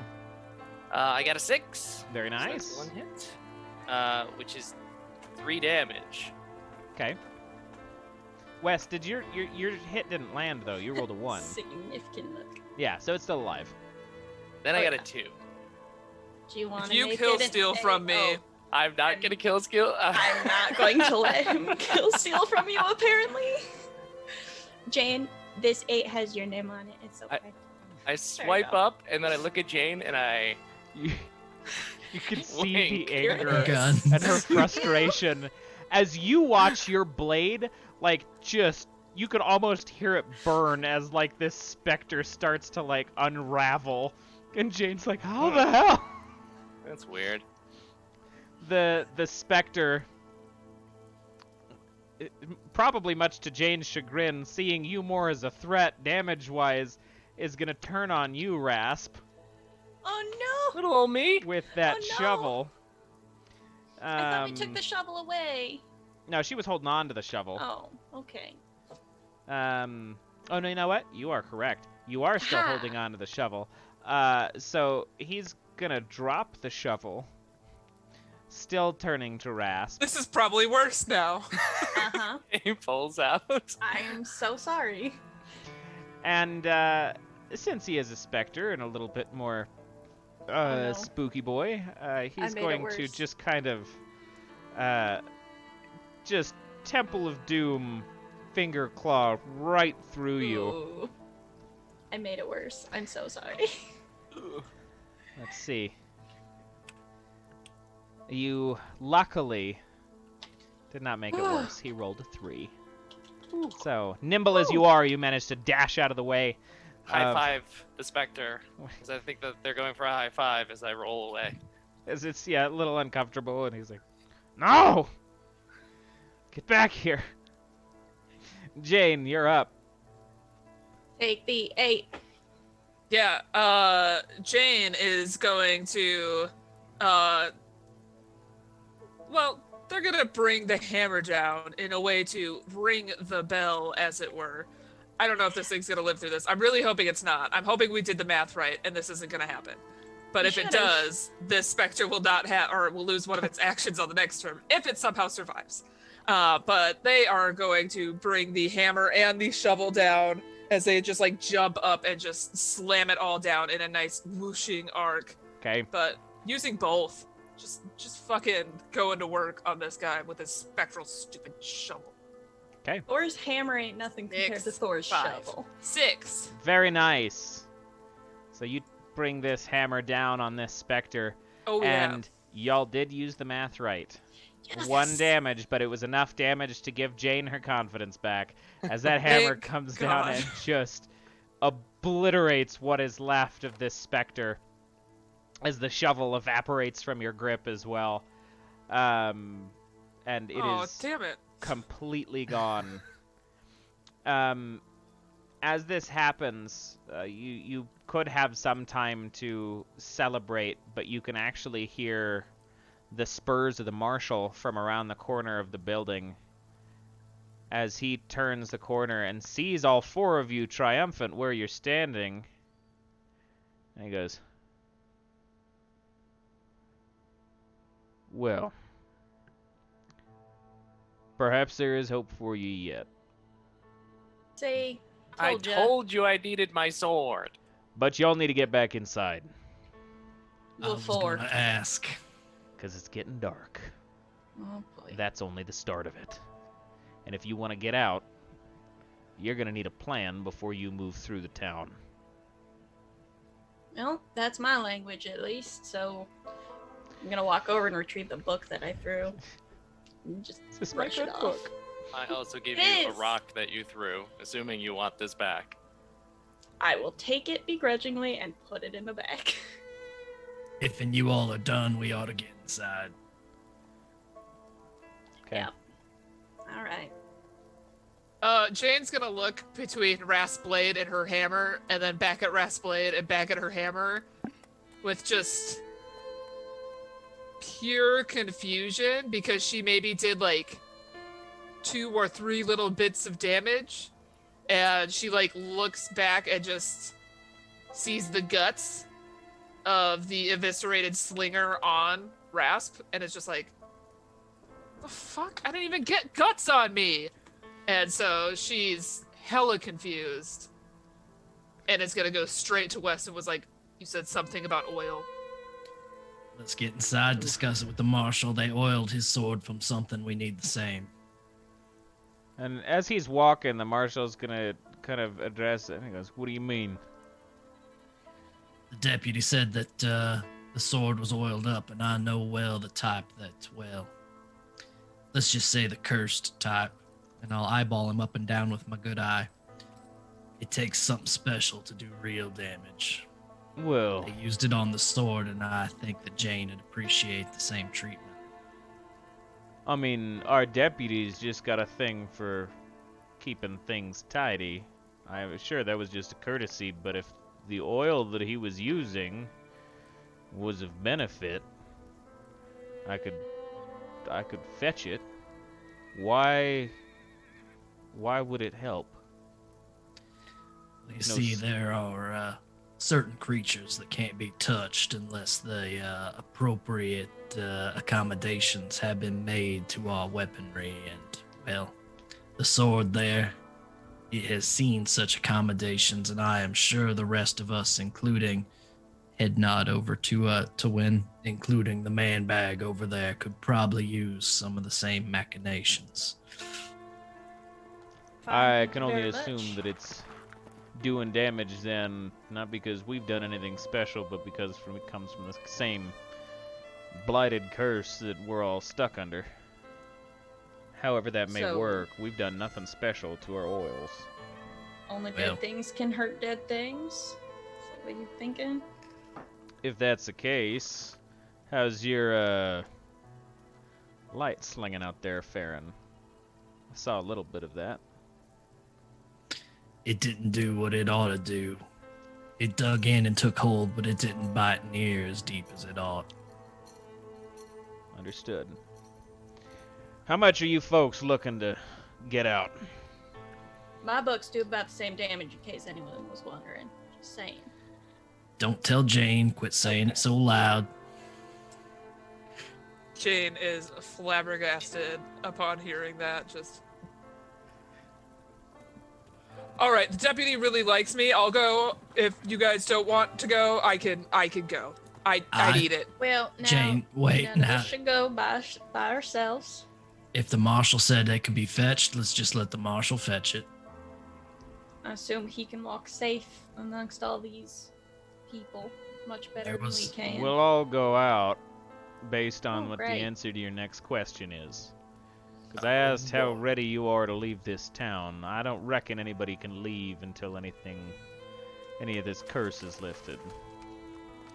What curse would that be besides just you being undead? Is there an actual source of it that we can get rid of? I don't know, but we didn't used to be like this. We Yeah, all yeah, died. 13 years ago. Right. We didn't die then. We didn't even know it was going to be a problem. But we knew something was up with the Reverend when he was around. We even had suspected that he had been working with, or corresponding with, maybe is a better term, devils in that church. We assumed it was because the means justified the end, and that was how he was keeping us safe, considering we didn't use magic here. But there was also talk that that was part of the reason that our memories had faded, or part of the reason that we had just kind of ended up here. That this town, as we speculated over the next number of years, was a feeding ground. We got safety, and whatever devil that was keeping us safe through whatever pact it had with the Reverend was siphoning from us. We let it be. We didn't think too much on it until a couple of us got curious and went digging around in the church. There are symbols there that were broken and cracked, ruined a bit more than we would have liked to try to put it all back together and understand fully what was happening. But we found proof, more or less, of what we had suspected. Reverend gone at that point, though, we had no thoughts towards it. And then the bickering started. Folks started getting after each other, deciding what was best for the town, or what was necessary, because we didn't know. Then the bandits showed up. 3 years after the Reverend left, our aura of protection, whatever we had, was lifted. People didn't just show up by accident. People showed up on horseback with intent. And lucky us that we got the ne'er-do-wells who would see this town harm. We didn't need to protect ourselves up to that point, so we didn't know how to fight back. Only one of us here that even had any guns was me. Yeah, and the marshal, but he hasn't had that thing loaded in years. Don't let him fool you. Now, we all died in the span of a week's time. We all tried to fight. everybody wanted to defend the town. Best we had was maybe a crossbow or two from before the Reverend had passed. Nothing against folks with 6 shooters who actually did this for a living. Tore the town to pieces, and in a last-ditch effort, a couple of our folks decided to try and chatter with the devil of our Reverend's acquaintance. I suppose it was that last-ditch effort that got us all locked in this mess. Because it kept the town from dying. Saved the town, if you want to twist the words. But it's not much of a sanctuary if we all just have to live in undeath and die again as time progresses. If you can find your way out, I can help you rectify your weapons problems, but I don't know much more than that. Well, it sounds to me like somebody fucked a cactus and you got stuck pulling out the needles. Correct. You get our weapons sorted, we'll get your situation sorted. Done and done. See, you got some fancy runes on that there cow skull. You opposed to one more? I accept such a thing. I don't know what to do about oiling a cow skull. I don't think it'll help. But there is a sigil carved into the top of the wood that we put on the cross above the Reverend's grave. That sigil is, well, he always wore it on him. I assume at this point it was probably some sort of ward. If he used it to keep the devils out, maybe you can put him back in the ground. Certainly do my piece. Good. Now,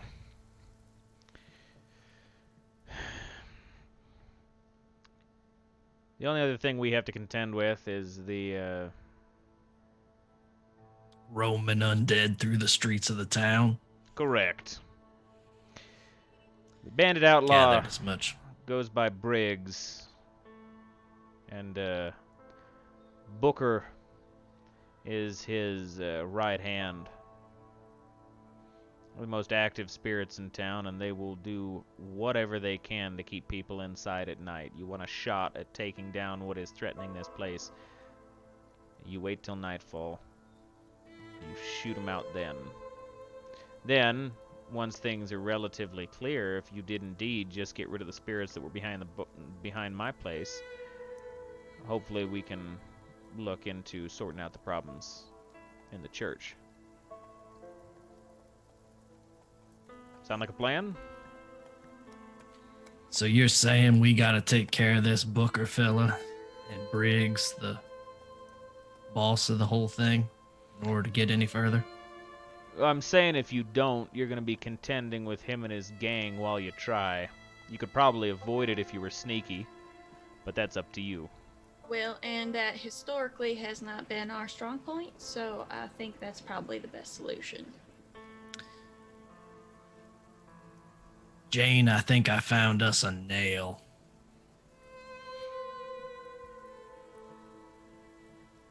Think you're onto something. So how do we call them out? We just wander the streets and holler? Oh, not at all. Proper shootouts happen like a proper shootout does. Yes. You meet yourself at the steps of Blackchapel and you wait. They'll find their paces and you guys take care of business that way. High moon instead of high noon, I suppose we can give it a shot. Correct.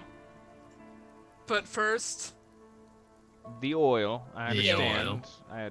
Yeah. Probably all hungry too. I can make sure the deputy makes something, but So all you people do is eat. Yep, I don't he's eat got nothing anything. I better don't know to why do. the deputy's house is some kind of sanctuary, This but he's been hammer. doing well for himself despite all of this nonsense. Is he actually undead as well, or is this gesturing toward the purpley ready burning face Is this just a Aesthetic. badge of your position? Ugh. Suppose you should ask the deputy about that. I'm not too terribly sure what, but no, the deputy is technically not dead. He also doesn't ever leave his home. Him and his family have managed to keep holed up there with my help on the outside, sigiled up because they're the last bit of this town that managed to hide from all of the shit back then. Well, we'll see. At least them and the youngins get out of this in one piece. Here's hoping. We should probably go back and check that all those sigils on the outside are doing all right then, because we maybe put a hole through some of them or something. Maybe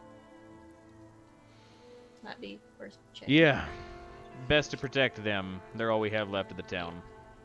That's been my Gotta only get goal. that oil anyway. Yep. All right, off you go. I was gonna fetch it, but if you're gonna check on them anyway, stop by the gravesite too. Make sure you get that settled down. Yeah, I was gonna say, because if we just got treated to breakfast from the deputy, so we got a bit of time, I think I might. You got It's treated. been a long day. He also arbitrates time based on what is going on in his own home. Might be lunch there, he's- but if you've noticed out here, it's kind of shit. I don't know is what he one time of it those is. Weird folks that eats breakfast for dinner or something. I don't Also think could that's be weird. true. I don't pay too much attention to the deputy because I don't go inside. I'm dead. Well, let's go get that sigil. Make sure we can Yep. secure the deputy's home. Get the oil for Jane and her hammer. Before we go, real quick, West here mentioned badges. What are those, heart moon badges The pins? on you? Yeah. Folks coming after their own, trying to protect themselves. I'd reckon even a couple of them managed to last long enough to try to attempt the same thing y'all are attempting today. None of them have made it, but I recognize that their cause was good, and I wasn't about to let these pins get looted by the bandits that are out in the middle of the streets. So I may not deserve all of these pins on me, but I don't wear them like trophies. These are protected under the marshal's office, because they're the only people who have ever come close enough to lifting this goddamn thing. None of them succeeded. So best of luck to all y'all. Thank you kindly. All right. Well, Win, you're the tactician. Yep. What do we Oh. do? That means I need to leave, right? Okay. All right, you guys heading out? Yeah. Okay. Yeah. I mean, I don't really need to super narrate through all of this unless you want to ask anything to the deputy. But asking the oil, he'll be a little confused, but he'll absolutely provide it if it is helpful. Pleased that you talked to the marshal. He's not super fond of the fact that he's been stuck out there. But between the two conversations, you could tell that they were both close. And kind of him holding himself up in there with his family.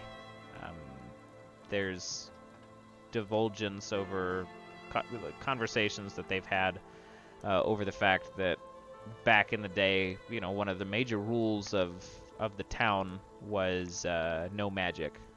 All magic was kept out entirely. This particular deputy was born a sorcerer. So he couldn't really avoid it. And once once everything happened and the Reverend was gone, reflexes are the only thing that saved him. So he's been using that same kind of innate skill in whatever amount that he understands it to keep his home warded and protected and under lock and key. So you've got your sigil. You've all got your oils. Feasibly, you are all now at full damage for anything that could be showing up.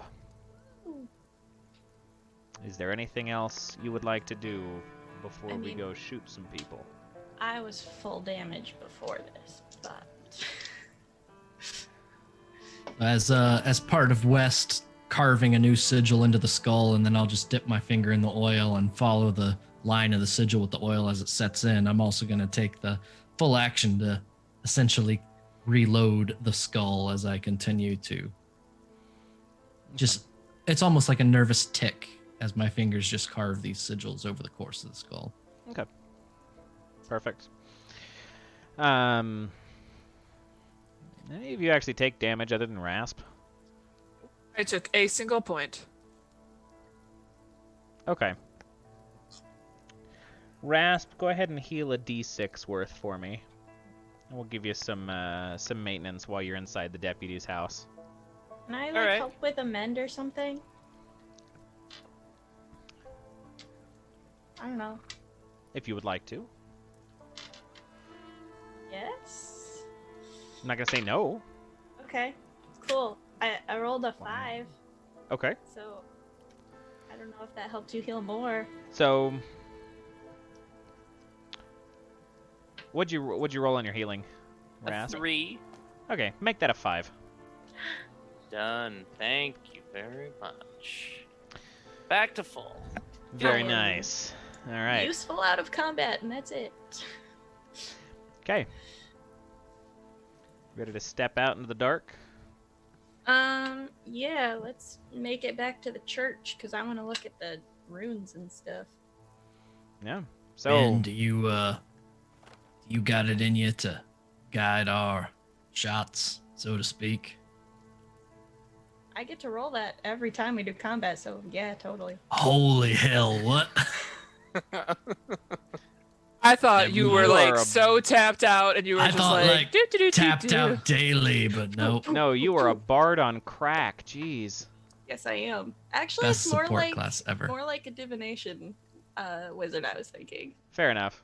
because I get Support to roll the these dice. shit out of your friends. All of the yeah, support. Indeed. So to explain how it works, I get to roll a pool of dice equal to my tactics die, and because I'm a tactician, I made that my highest die. And then one of my advancements is I add another die to that pool, which means I'm rolling 11 dice.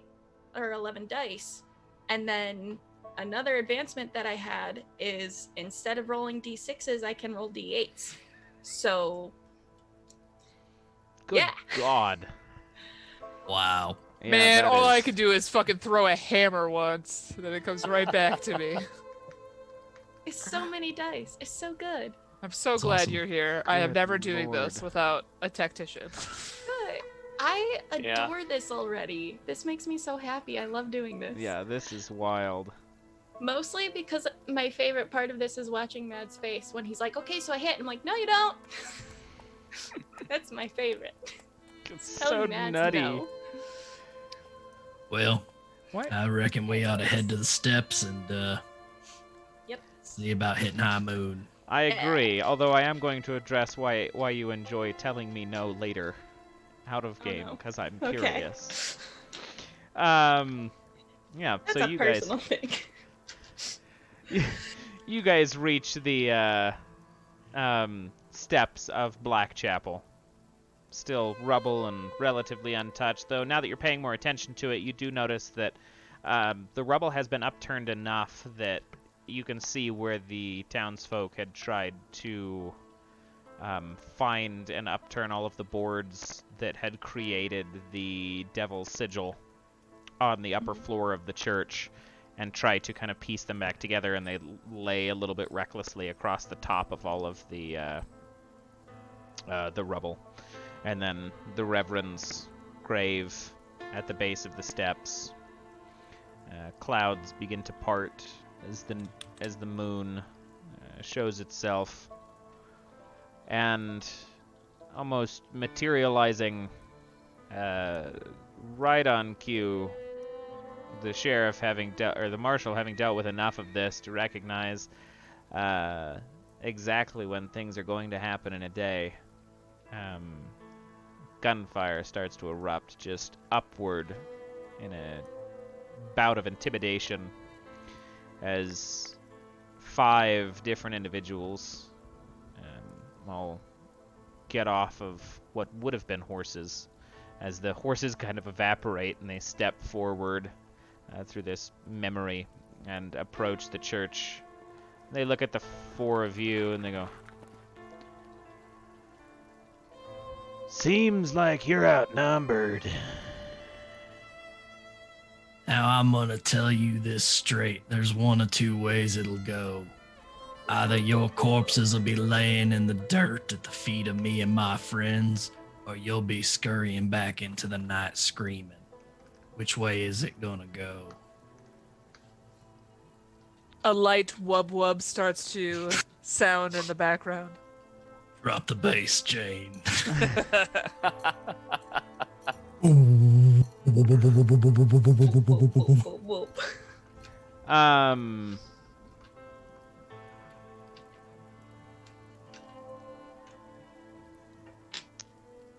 He's gonna look at you, and he's going to respond with no more than a,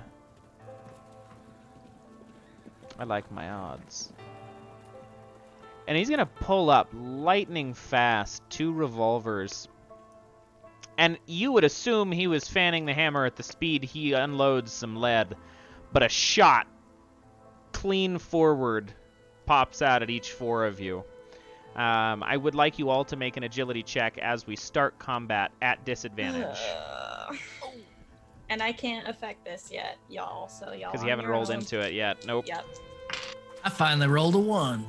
So did I. Me Oh. too. D10 and I rolled a 1. did not. I rolled a 6 for my lowest one. Okay, so that light Way to go, wub Jay. wub saves you as you just pew, knock that. Hell yeah. Oh, Hammer no. and some bullets. Absolutely. The rest of you all take 2 damage. Okay. Sure. And I would like y'all to roll initiative. Hey-o. Dang it.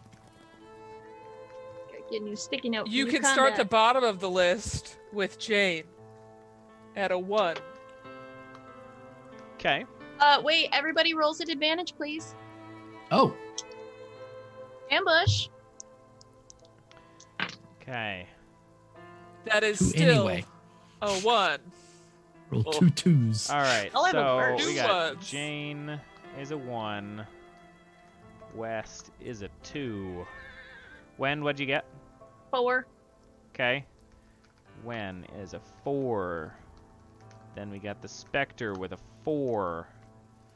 Rasp, 8. 8. Mhm. Okay, so let me see here. I just double check the speed on these slingers. It's a 6, so we're gonna go 6, 6, and we got.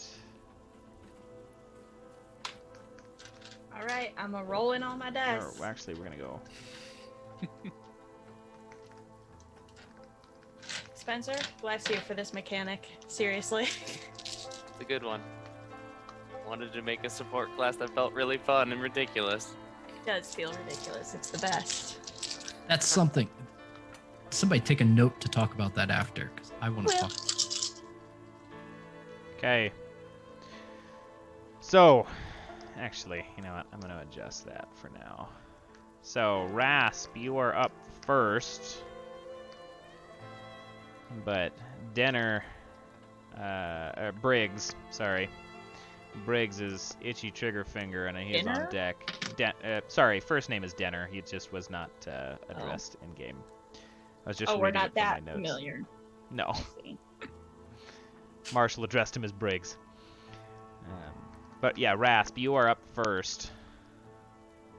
Okay, they are at near range. So Briggs and Ricker are near range. Or good lord, that's the deputy's name. Briggs and Booker. There we go. We Briggs- never asked the deputies. I know, like it We're literally terrible. didn't even show up. That guy Briggs, sucked. Deputy. He was so mean. Briggs and Booker are near. The 2 other slingers are Oh no, I guess they all would have been walking up in a line. The only thing that's far is kind of the specter that is encroaching, but the other 4 are all near. Okay, then I'm gonna use a move action to just get right up in all of their grills, and I'm gonna just slice. I'm just gonna be running and just use the momentum to drive right into the one that shot us. Oh, right at Briggs. Okay. Yeah.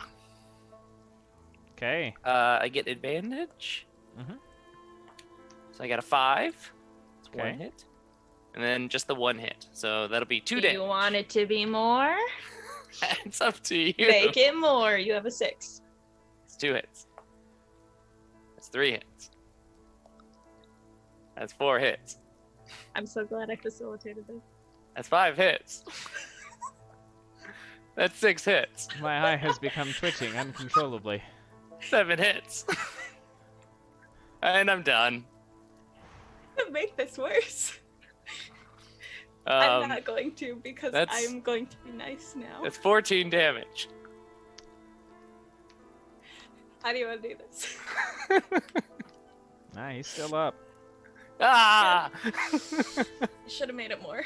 What As just the happened DM is adjusts all of the our hit points. yep, every single baddie just got a hit point adjusted. Got, I'm like, gonna be sitting here with my 8 hit 3 points hit extra. points, like, woo! Just I Look, did actually pre-plan boss hit points and what they can do, so no, I have not Yeah. adjusted anything. Jane and Rasp may be the out of combat dream team, but Wenn and Rasp are the dream team for this.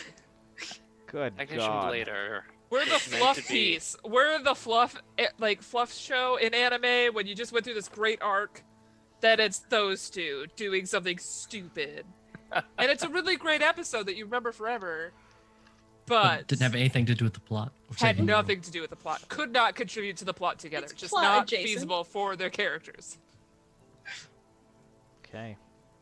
Look, you're also getting some good dice from me, Jay, and it'll be fine. Look, the blood spatter one got an 8 on it for you. Briggs is up next. Oh no. Did you use your quick action? Did you need to? Would you like to? Oh, Did he I? moved. Yes. I No, moved. he moved and attacked. Right. Okay. So, this fella is, for all intents and purposes, a slayer as far as how his gunslinging functions. And he looks at you and he goes, "You're pretty goddamn fast." So am I.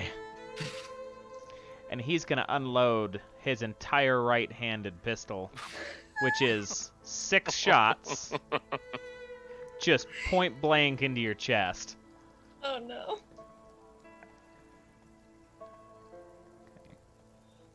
There are... Oh, wow. Okay, there's only 2 ones. All the others hit. Take 2 of those hits away. I'm spending a 3 and a 2. Okay. So, 2 of them land, and the impact of those is enough response for you to kind of roll out of the way of the rest of them as you have to skitter back up to your feet. Briggs is also going to move and take cover. Great. It's the side of a building. Great. We are then on to Booker. Booker is Great. also going to take cover. And he is going to shout at... Because I like the tactician class too, Wenn. Going to shout at 2 of the slingers, which are still in front of you guys. Shout at 2 of these slingers. And they're both going to turn and focus fire towards, let's go 1 at Jane and 1 at West. So to Jane, both of those would be a hit. To West, both of those would be a hit. When? Are you adjusting any of that? I'm not. Okay. Because I know Jane can take it, and no offense, West, but I want to see what they can do. We're about to find out. Because I have very few failures and a lot of successes, so I'm ready. So we better make this quick. Yeah. Yes. So you got 2 folks in Or- cover, and you've Yep. also got 2 slingers out front that are throwing lead at you, and then the specter who is coming up from behind. Was that 2 damage apiece for each of those shots, or just 1? Just 1 each. So 2 damage total for each of you. Both of those slingers are up next. Both of their bosses having taken... Yeah, you guys rolled real bad. Yeah, we did. Look, I'm I disappointed. am slow as I'm sorry, Jane. I didn't mean it at you. I can't even I mostly roll made it above at a West. 4. I I can't. rolled a 2 on with advantage. I rolled a 2 I'm twice so on a sad D8. for you. I rolled a 1 twice. What do you do? All right. The Thor. So, Jane, and actually, all 4 of you, because these 2, they seem to work in tandem with each other.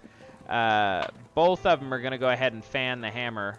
Give me agility checks from all 4 of you.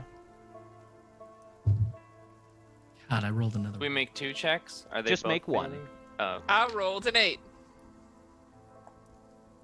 I 4. also rolled an 8. Nice. Okay, so 1 failure gonna out of... die. HP, take a 7. HP. Okay. Take Okay. a 7. Sorry, West. So at this point, you all are privy to the fact that this is a full-on gunfight, and all 4 of you Get have up. ducked and hit Yeah. the deck as these 2 just start unloading. For flavor, Yes.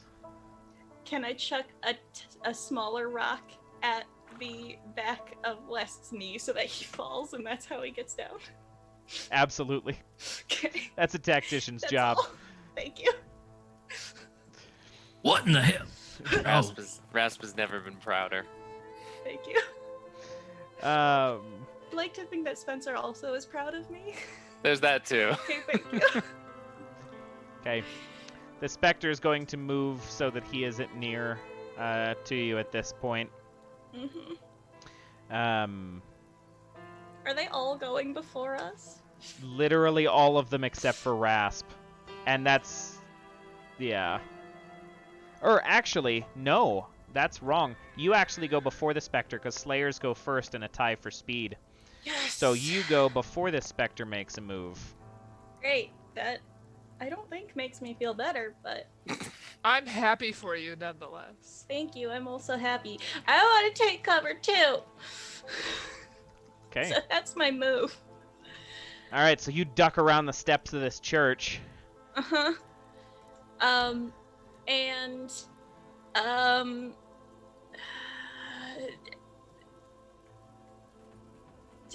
West. Take Yeah. a quick action or move. I'm gonna analyze Booker. Yep. Please do. Okay. Hit points. Hit points. He's got 13. Out of. 13. Yeah, we haven't Uh, touched Isn't that the one that Nope. I Briggs said is the Briggs. boss. Booker. I meant to say Briggs? I'm sorry. That's fine. My Booker bad. is- I thought Booker I is the thought they were the other tactician. way around. Yep. Yeah. Booker's the tactician. No Who wonder we you need- answered that so quick. You were happy I forgot their names. I have an nemesis, and I'm happy about it. 2, he needs to go out first anyways. Okay?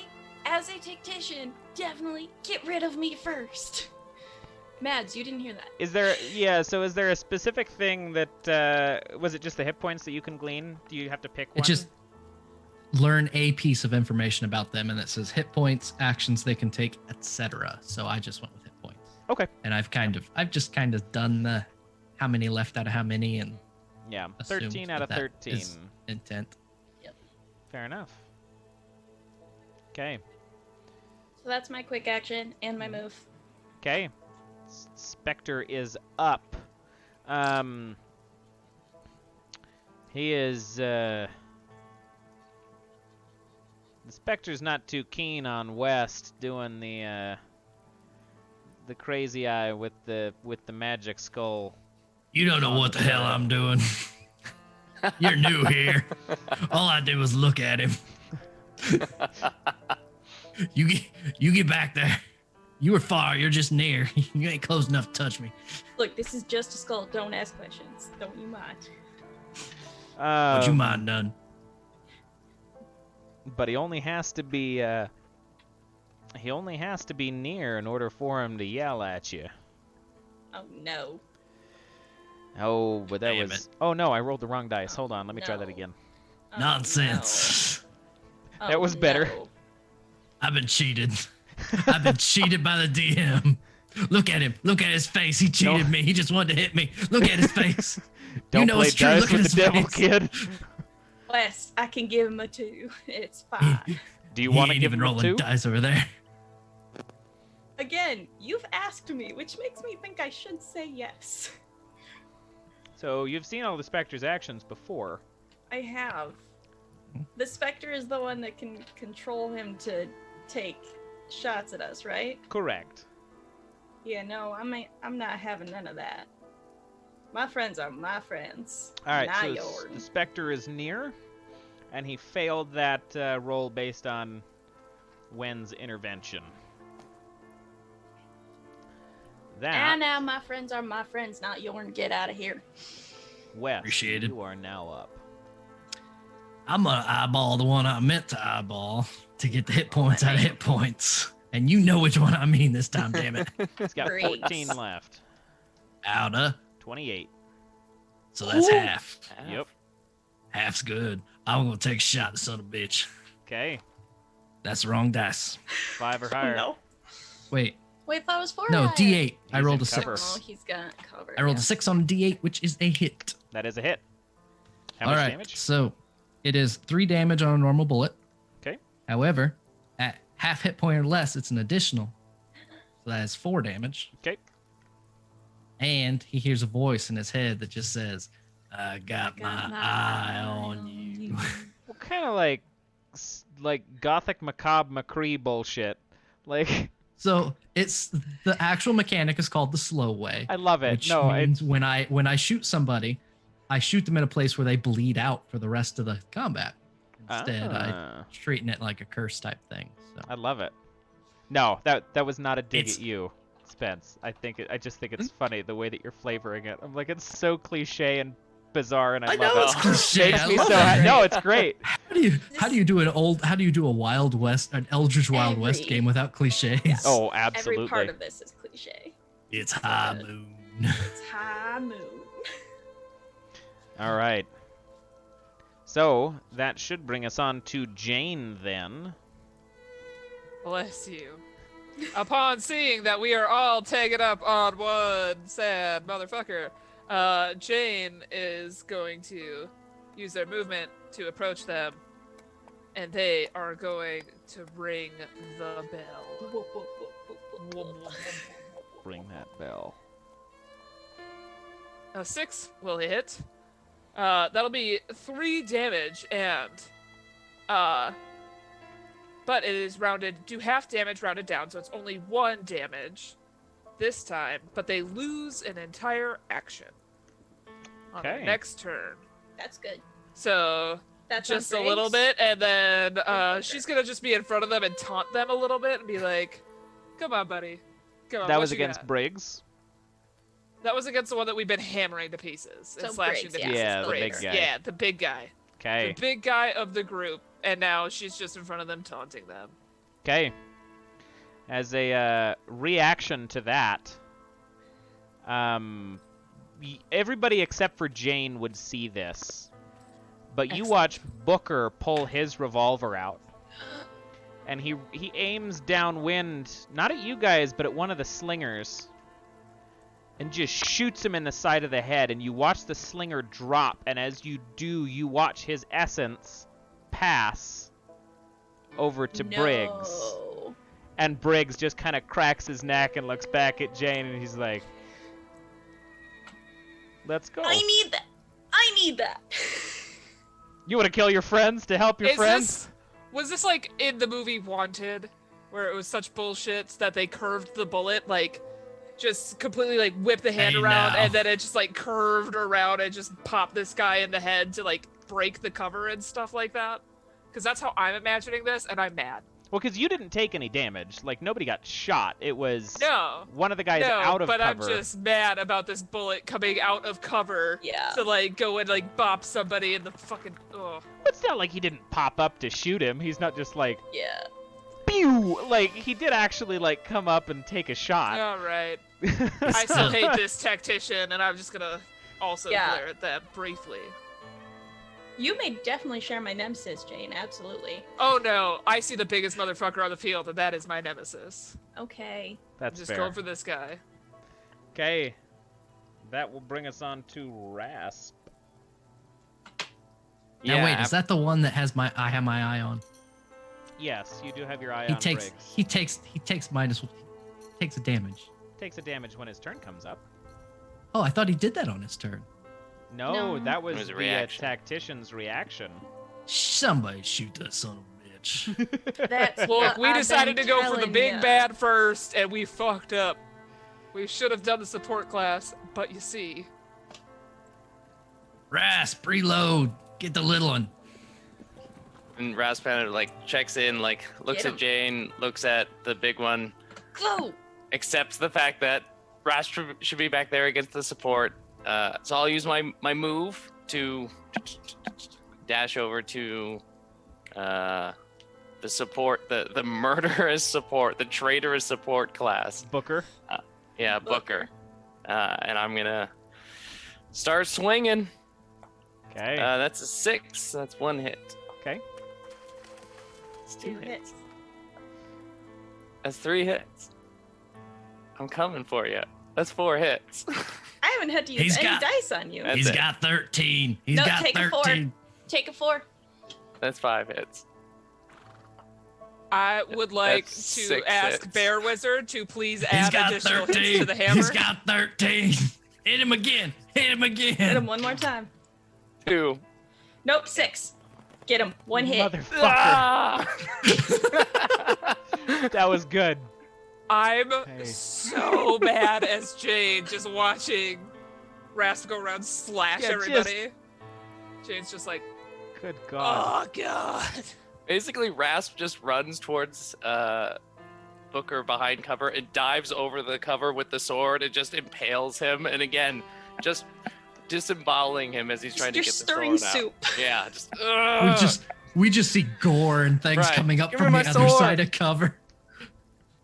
Rasp, how's it going, Rasp? Is that Just you or see a him? thumbs up over the cover. So, It's one of those comedic dust cloud, like the comic book. oh yeah. So just beating the hell out of each other. As you return from this dust devil, and Booker does not, another fellow posse member down, and some more hit points back to Briggs. He still gets him. As his posse is dropping, he is He recovering. becomes more powerful. Yep.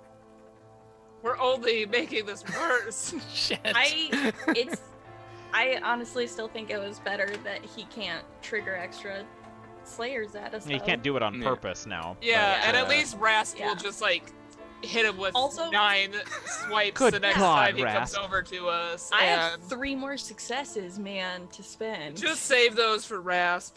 Yep. Save the Mostly- successes for the flurry. so good. That's, mostly fucking my wild. strategy. Yeah, that is my strategy. Like, If I could keep Rasp rolling, we're God. good. All right. God bless. You are wonderful. Briggs is up. He's not moving from his spot, Jane. You And got yourself a nemesis. yep. You got yourself a nemesis Excellent. whose right hand currently holds an empty revolver. His second hand carries a sawed-off. That's so cool. So, yeah, as he kind of cracks his neck and regains some of his strength, he's going to look at you, point blank, currently engaged, and just kind of touch your gut with it and pull the trigger. Oof. That is a 4. I Unless- flex my abs Yeah, you to do. take it. Okay. That is 3 damage I'm fine. for that shot.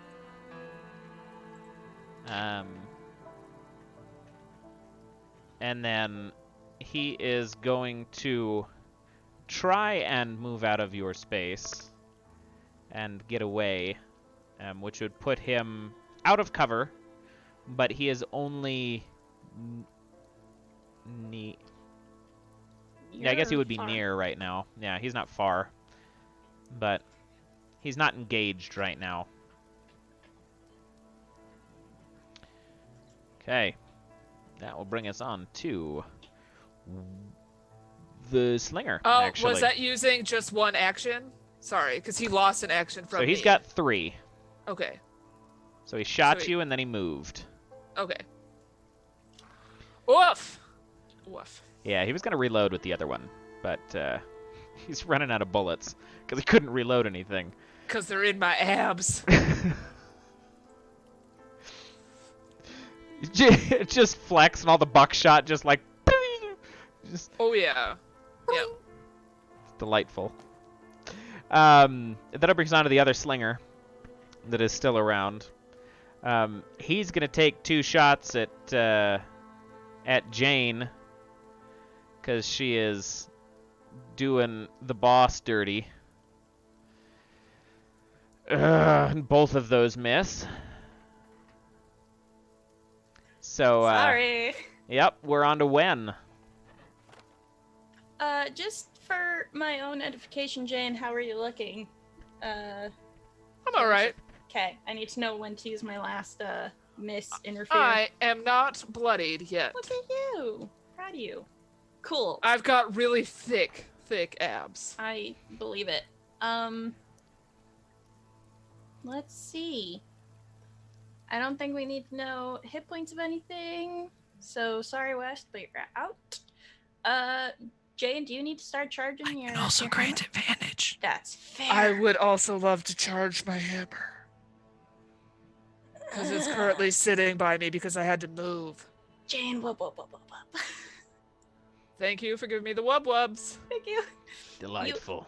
Listen, you don't get as many successes from my dice, so you do get quick actions instead. Yeah, so that's my action.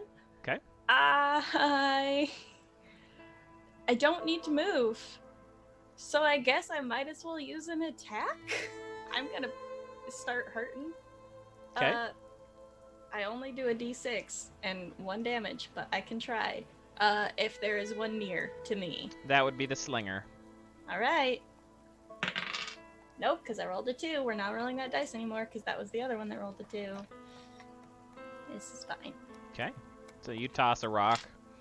The slinger Yep. kind of just takes a step to the side, and Yep. the clink of his Yep. spurs, and kind of chuckles a little bit, turning the revolver your direction. I'm still essential. That's all. That'll bring us on to the Spectre, who, being able to close a little bit more distance, is going to go ahead and give West a whisper. And Nope. Stop doing that to my friends. You get it. are you gonna 3. fail it? Yeah, I'm gonna fail it. Okay. Unless it didn't fail on Unless- its own. Yeah, did you fail on your own? No, it didn't fail on its own.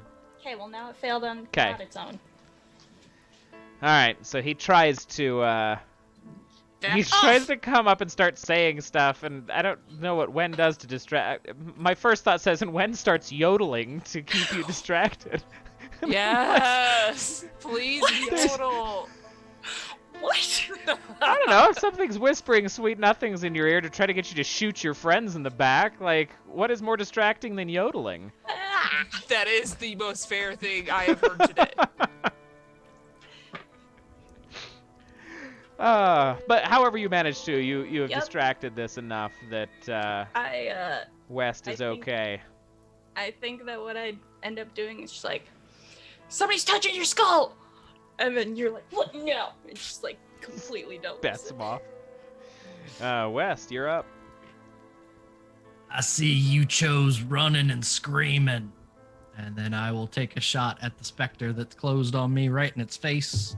I'll advantage it first with my quick action Okay. for the 4 to hit, Okay. which is 3 damage to its face. And because there's no limit to this, it hears a little voice in its head that says, I got my eye on. Oof. Yeah, there's Can you like bleed out a specter? limits to things, by the way. I like that so much. Doesn't say I can't. It's true.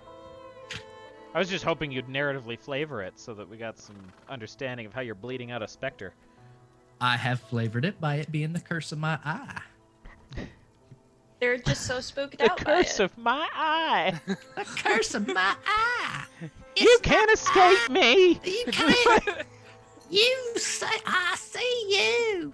I spy with That- my cursed eye. I spy with my cloudy, glowy eye. All right.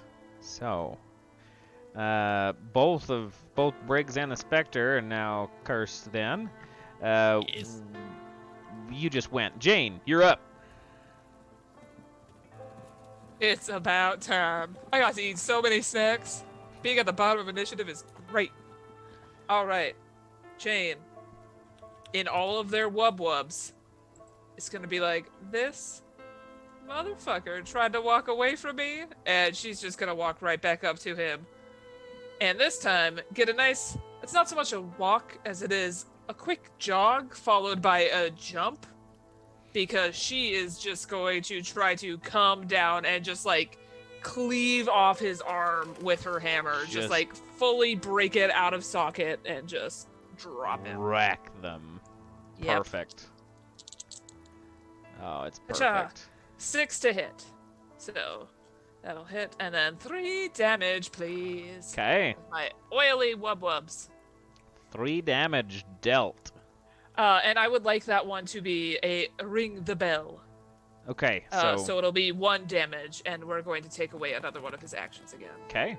Sounds good. Because I know that we have Rasp who can do damage, and now I realize I am just here to take away opportunities. Yeah, you're now a big crunchy support.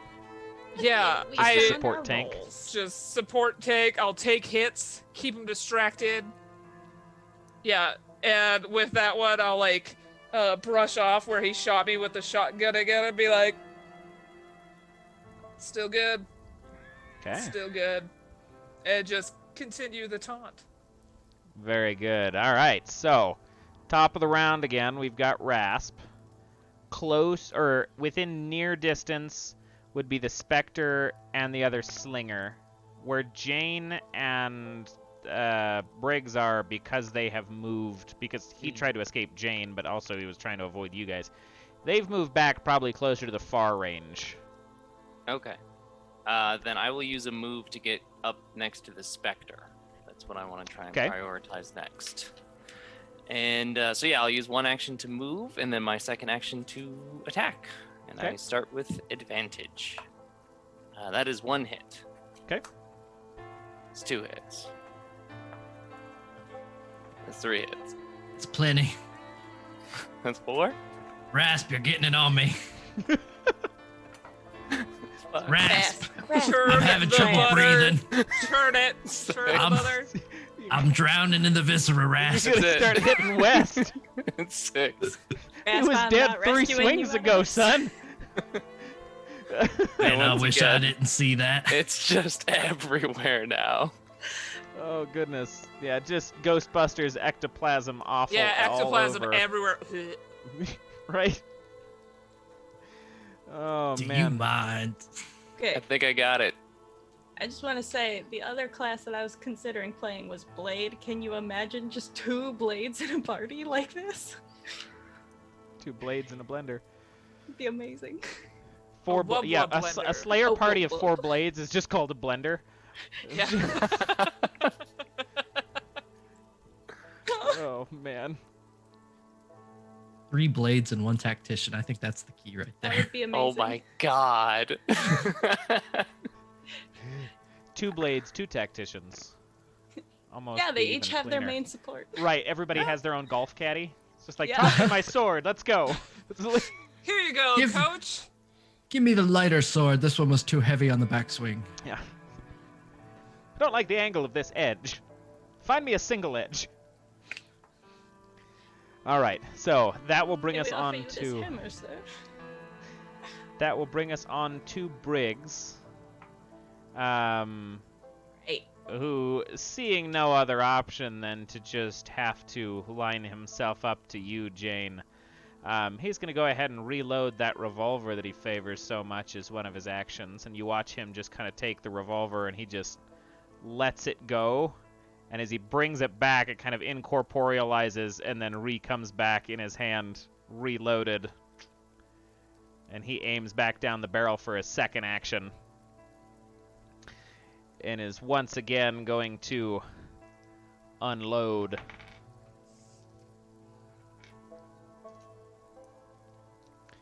Two. Oh, he does need to take damage because of the curse. Yay. Well, he takes damage from the curse, but he can only put 2 bullets in. Unless he's got a special ability. He can put. Because I was 3. going to be a gunslinger. He can put. I was going to 3. be gunslinger instead of Deadeye. That was 2 6s and a 5. I really like these dice. Remember, one of his actions is gone. I don't know how that. Yeah, so he's got 3. He fired on you and he reloaded, but he can't move, so he's stuck at you right now. How much damage did he do? 3. 3. Which, realistically, he should have just reloaded his shotgun at that point. There's no point for him to reload at close range and then just unload, because he can only reload 3 shots. But that will bring us on to the Slinger, who just watched Rasp turn his ghost friend into jelly. He's going to take both of his shots at Rasp's back. sorry, buddy. That makes sense. This That's Slinger fair. is the worst. Those were both 3s. Like, Missed Yay! a lot. His guns are all jammed up with ectoplasm. I know, he has missed every shot he has taken. He's got his friend's guts trapped in the hammers. It just makes horrible squishy noises. He pulls the trigger, just... Yeah. Okay. When, you're up. Perfect. HP, would you like to find out how much health our big bad has now? See if he reset it. How far? Yeah, I can check. Yeah, I would like for you to tell us how that's going, please. I'm gonna analyze the boss. Please analyze that, boss. The only reason he is... Yeah, he's at 22 out of 24 right now. Because you're... He's doing pretty well. Yeah, your curse dinged Yep. him, and then Jane dinged him, but the 2 posse and the... Well, the 3 Yeah. posse that died have been soaking him Yeah. back up. Don't worry about the posse. We'll scare him off when the big bad's gone. Well, he's only got 1 posse left at this point. Y'all are just gutting him like... things you gut. Like things you got. Yep. Exactly. I'm a fan of long and complicated metaphors. Yep. We can tell. Very good at them. Is Briggs near to me? Briggs... Where were you at the... I took No, you're behind cover at the church. No, Briggs would be Yeah. far. That's a shame. Well, I guess I will. I can't. Is the slinger near? I know I just said don't worry about the other ones, but I want to be useful. The slinger is near, yes. All right, I'll plink him, please, with a 5. To Hell hit. yeah, that's So, a damage. He's not in cover. 1. He gets 1 damage. Nice. That's all I can do. Because Okay. I'm not moving. Ever. Fair. Keep myself from death. Alright, so that'll bring us on to West. I'm gonna use my quick action to give myself advantage on the slinger. Okay. I'm gonna roll a 6 and a 7. 7 will hit for 3 Okay. damage. 3 damage. Very nice. And he's now And, cursed. I got my eye on him too. Very nice. How could we tell? Probably because of his crazy eye that glows. Mm. Didn't you... Okay, this is totally a sidebar. Didn't you have a character that had a glass eye last game we played into? Yeah. This is the second Perhaps. one-eyed character was- you've had on it the was- top shelf. It was brass, not glass. Thank you very much. I got close enough to make it rhyme. I didn't intend to have this as a fake eye, and then one of the class features is they have a fake eye. So Fair enough. A happy circumstance, but we've got two Was repeat characters upon this me. game. Okay, at this point, I'm full of bees. Hey, everybody. Go Jane, watch you've Heart. never played with me yet, but we'll get you to repeat something We eventually. will. We're all the same person. We just Yeah. recycle. Look, there are only so many good ideas in the world, okay? And we happen to come up with a lot of them. Jane, you are up. All right. Since he didn't move, her wub-wubs were able to stay here and still be in effect. She does not have to move. She's gonna just... So, the arm that was holding the gun that shot her, Mm-hmm. she is just gonna go for that shoulder this time rather than going for a random arm. She's gonna go for the arm that's shooting her to like just fuck up Okay. the arm a little bit. What is the die that you roll for that? I only rolled d6s, Okay. so that's fun. But I rolled with advantage because of the wub-wubs, and I got a 6. Very nice. Okay, so you take a slam down. Are you doing full damage on this one? Oh yeah, we're going for 3. Okay. So with full damage, Also, I'm sorry gonna- if you guys just heard a scream from my phone. We just got another emergency alert that we're back in curfew again here. nice. That's awful. I'm sorry. So sorry if my phone just screamed. I've got buds in, so Nice. I can't hear. With having rolled a 6 and doing a full 3 damage, specifically just to that shoulder, he is undead, but I'm going to call that a required action to relocate his revolver shoulder. Yes. Because So that'll take away an action. So it's like the same, but I got to actually do my damage rather you than... maxed out that Yeah. roll, so a hella success. And then I will use my quick action Give more wub to keep the wubs. wub-wubs going. Very nice. We gotta keep this sounding like an EDM concert for as long as possible. Rasp, what you doing? I mean, Rasp is just seeing red and just wants to kill the person next to him. Although that's Wait, no, probably that's Wes. tactically... Don't do that. You sound more like a Wait. barbarian than I do. This is alarming. Wait, isn't there a slinger next to me? There's a slinger near, but he's not engaged. Oh, it's near me. Yeah. Then I, Bricks. Just go get bricks. yeah, I guess I probably shouldn't kill the slinger because that's not only gonna doing heal good for Briggs. us. So I will run over. Is Briggs within near of me? Briggs would be far, because y'all are still by the Hmm. church. Ugh, Okay. Join me, Rasp. Join me in come hell. on. I mean, you can take your time. I'm just gonna keep taking bullets to the abs. Can you get to So- near range and then Yeah. use your other action to just yeet the sword repeatedly, apparently? Just kill the sword. Kill the It's like a slayer. yo-yo sword. Yeah, I'll just move. I'll move in the direction and just kill the slinger on the way, or try to. Is Okay. the slinger between me and Briggs? Yes. That He just would be. heals Briggs. Then I won't. We gotta kill him Yeah, eventually. but I mean, the turn afterwards is gonna be like, Otherwise, so I'm we've gonna got do someone that. pinging us in the head the whole time. maybe that I can't hit shit, but Alright. you know. After we Just kill the trying. posse, we one round the boss. That's true. I'm not boosting you on this one. I'm saving the bigs for Briggs. Fair. That should Apparently be you're enough, because I shot him once. That's it. It's 3. Okay, well that was indeed enough. Nice math, That's Wes. pretty That's close. 6 I'm HP. not. Yeah, I'm I've really been tracking close. too. Very We've been doing good. the math. All right, so another slinger down. Rasp is covered in all kinds of unknowables of the land of undeath, and also sand. Sand is sticking to everything at this Oh, point. gross. Yeah, Coarse it's not and good. rough and irritating, and it's everywhere. It's everywhere.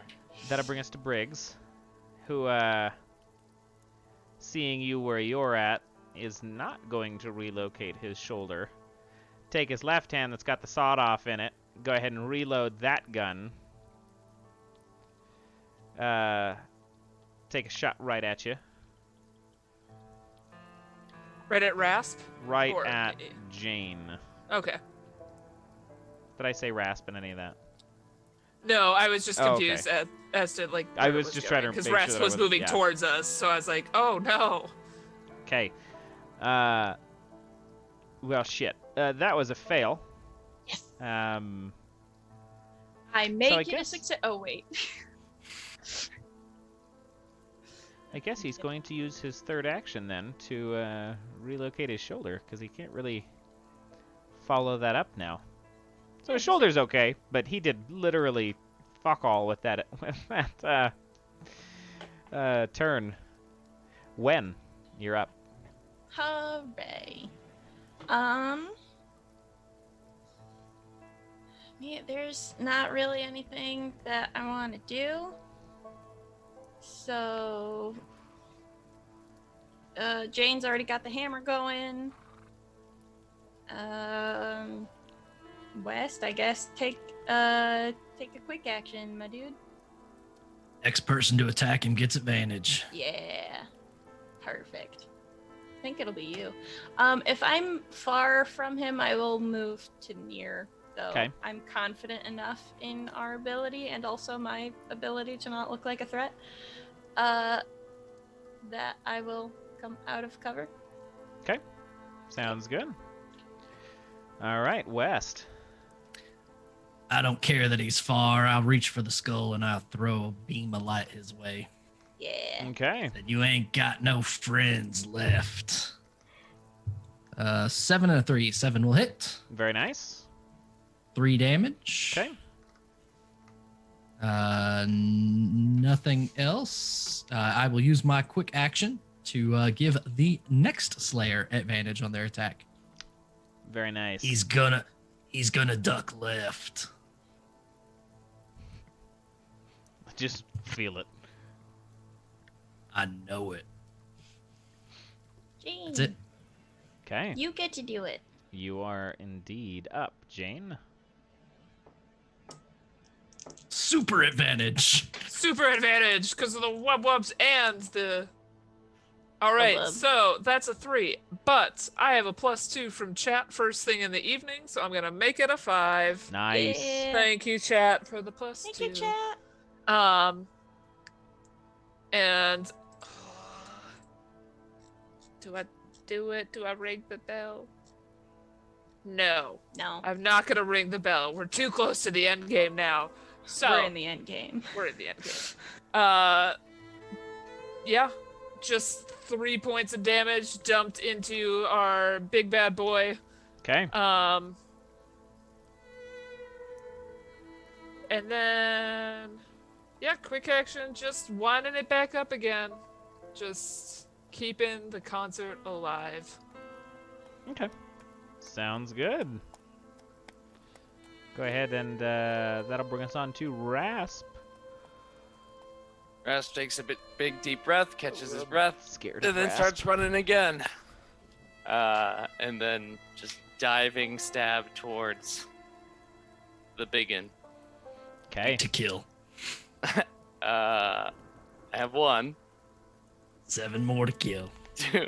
Okay. 6 more to kill. It's just 2. Nope, it's a 7. So Alright. it's 3 successes. 5 more to kill. That's 4. 4 more That's to it. kill. I'm done. Nope, 8. No, I didn't get it. I got a 2. I'm Another at 5. 8. Jesus Christ. 2 more to kill. I lost. It's a 3. Leave him for me. Leave him. Good. How many total was that? It's up HP to was counting 7. backwards. Was Yeah, it 7. I was I think counting. 7. Yeah, it was up to 7. I think we had this many. You Yeah. hit. I was watching hands. You hit 7 times. Yeah, so that's 14 damage. It took 8 to kill, or 9 to kill. So, yeah, 7 damage. Shucks. Rasp. Or wait, Yes. don't you do 2 damage apiece? 2 apiece. Yeah, it's 2 damage, so he took 14, which means he has 3 left. 3 left. You guys God weren't bless. counting proper then. He refilled when his friend died. It doesn't bring him back up to full. Oh, well, never No, mind. but he then. only was at 23 when he refilled, anyways. No, he wasn't. Sorry, we're arguing for He was him at to still 22. be- We want to We are fight not the more. DM. I I would will- like to I have will- the final I will say in this killing him. matter. Points He had if somebody 22 else Jane wants and to we kill killed him. him. Kill it. Yeah, like What Let I him was shoot saying- my abs again. Calculation-wise, from what I have, from what Yeah, I he went have, from- bumping him back and taking him down and bumping him back, he was Yeah. at 14 when Rasp started that attack. okay. HP and I both calculated independently that he had 17. Yeah, Didn't Jane just do 3 though? that's yeah, what took I counted him. that Yeah, because he was So at he- 20. he was at 22. His friend You died, guys, which I let assumed Rasp put him have at this. 24. Just let Rasp have it. Rasp has killed lots of people. I'm ready Yeah. for someone else All to right, kill him. you know what? I want the You know what? I want him to This is shoot the me in sound- the abs again. That's This all is I the want. sound Let of the Wenn first kill. time a player party has ever argued in favor of a monster having more hit points than he should. He now has 3 points. We're of- watching the replay. He has We're 3 watching the HP replay. left. VOD. Pull up the VOD. He has Are got you 3 killing? HP left, and it is his turn. Yep. Oof. Mm-hmm. He's Purple, we also would got like you to clip the last hour. if 3 you could do that. turns, 3 actions. He's Mhm. gonna murder all of us. He's because gonna has do to a at let him least stay full alive. reload on his revolver, Bring it. I'm out of dice. Sure. and then turn I and can put them take the all juice. into Rasp.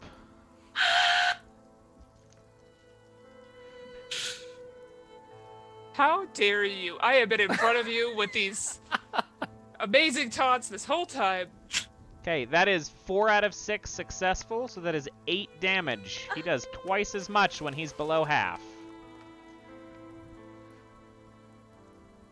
I have 2 hit points left.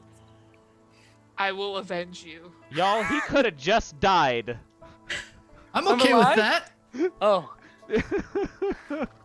I thought there. Oh. Woohoo. Okay, Rasp, you okay? That didn't look so good. I'm fine. You All of are you- now in the blender. I'm okay. for all of you counting, he now has 2 hit points because of the curse. Yes. When? It's Can your I turn. get him? Can I get him? You have to do 2 damage. You have to be able to do 2. Can I attack twice? Can I throw Mm. 2 rocks? No, because Oh. I've wanted to this whole time. No. Okay, well I roll 1. Watching Rasp just fucking eviscerate people with all those attacks, just sit here like, Did you do any damage? Yeah, I rolled a 5, so I deal 1 damage. Okay, perfect. As I you, wanted to get him.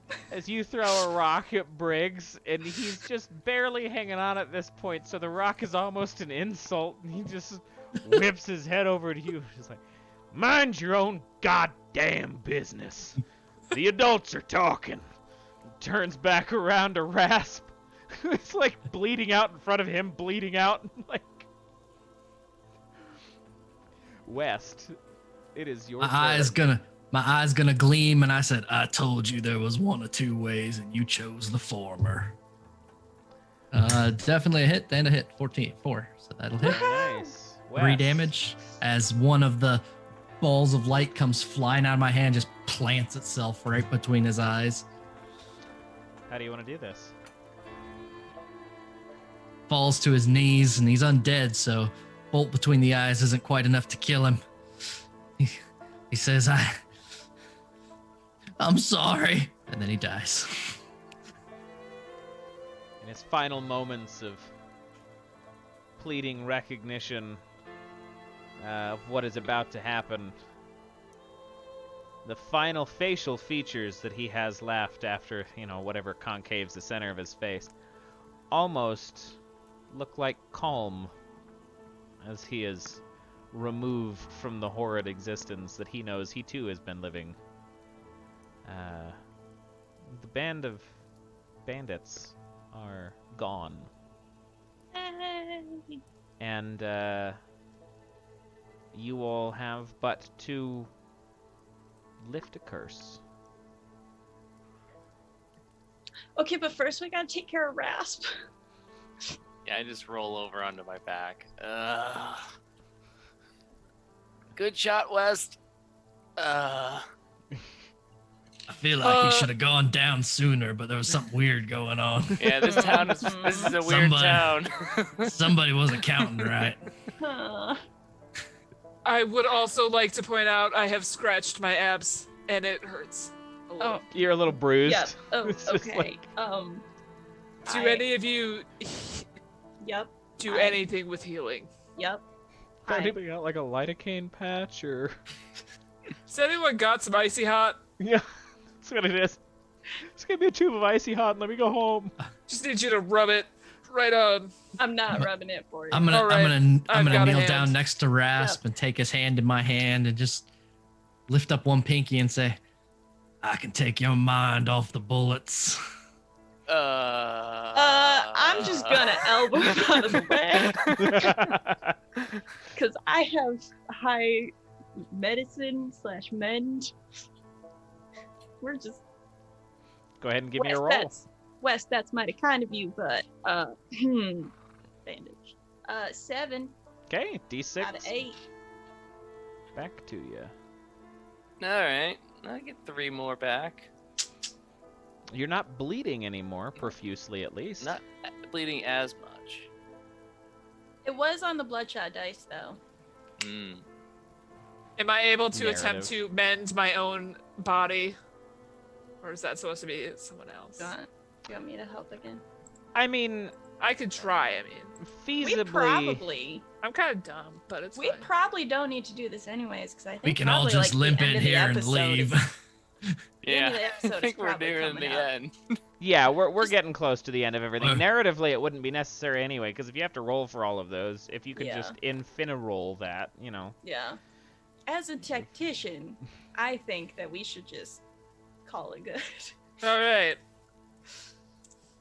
Okay. Just in case. You'll be fine, Jane. So, For the sake of the timing on everything, actually, because I do try to keep a pretty tight ship on the top shelf, we had a pretty good combat. And over the next portion of events, as the outlaws have been vanquished from Blackchapel, and the folks within Blackchapel, or at least the spirits of such, are able to mill about and begin to actually exist, more or less, without fear of the conflict of other undead putting them back in their homes. You take some time and you manage to converse with individuals who would lead you towards the kind of ramshackle summoning circle that was at the top of the rubble of the church. And nobody is sure exactly what kept the demon at bay or what brought down, you know, the problems of this place, other than the Reverend. And you eventually all come to the conclusion that it was indeed that sigil that was marked upon his grave, that he wore all the time, that kept him at odds with himself and the devil that was aiding him and protecting the city.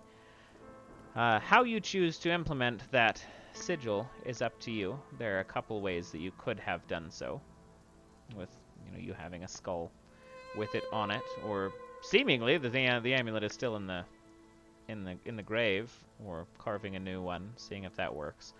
You manage to quell the curse and lift the horrors of the city to leave only but the deputy left, and his wife and his 2 kids, in an empty, dead town in the center of the desert, where they couldn't be happier to finally see their friends move on.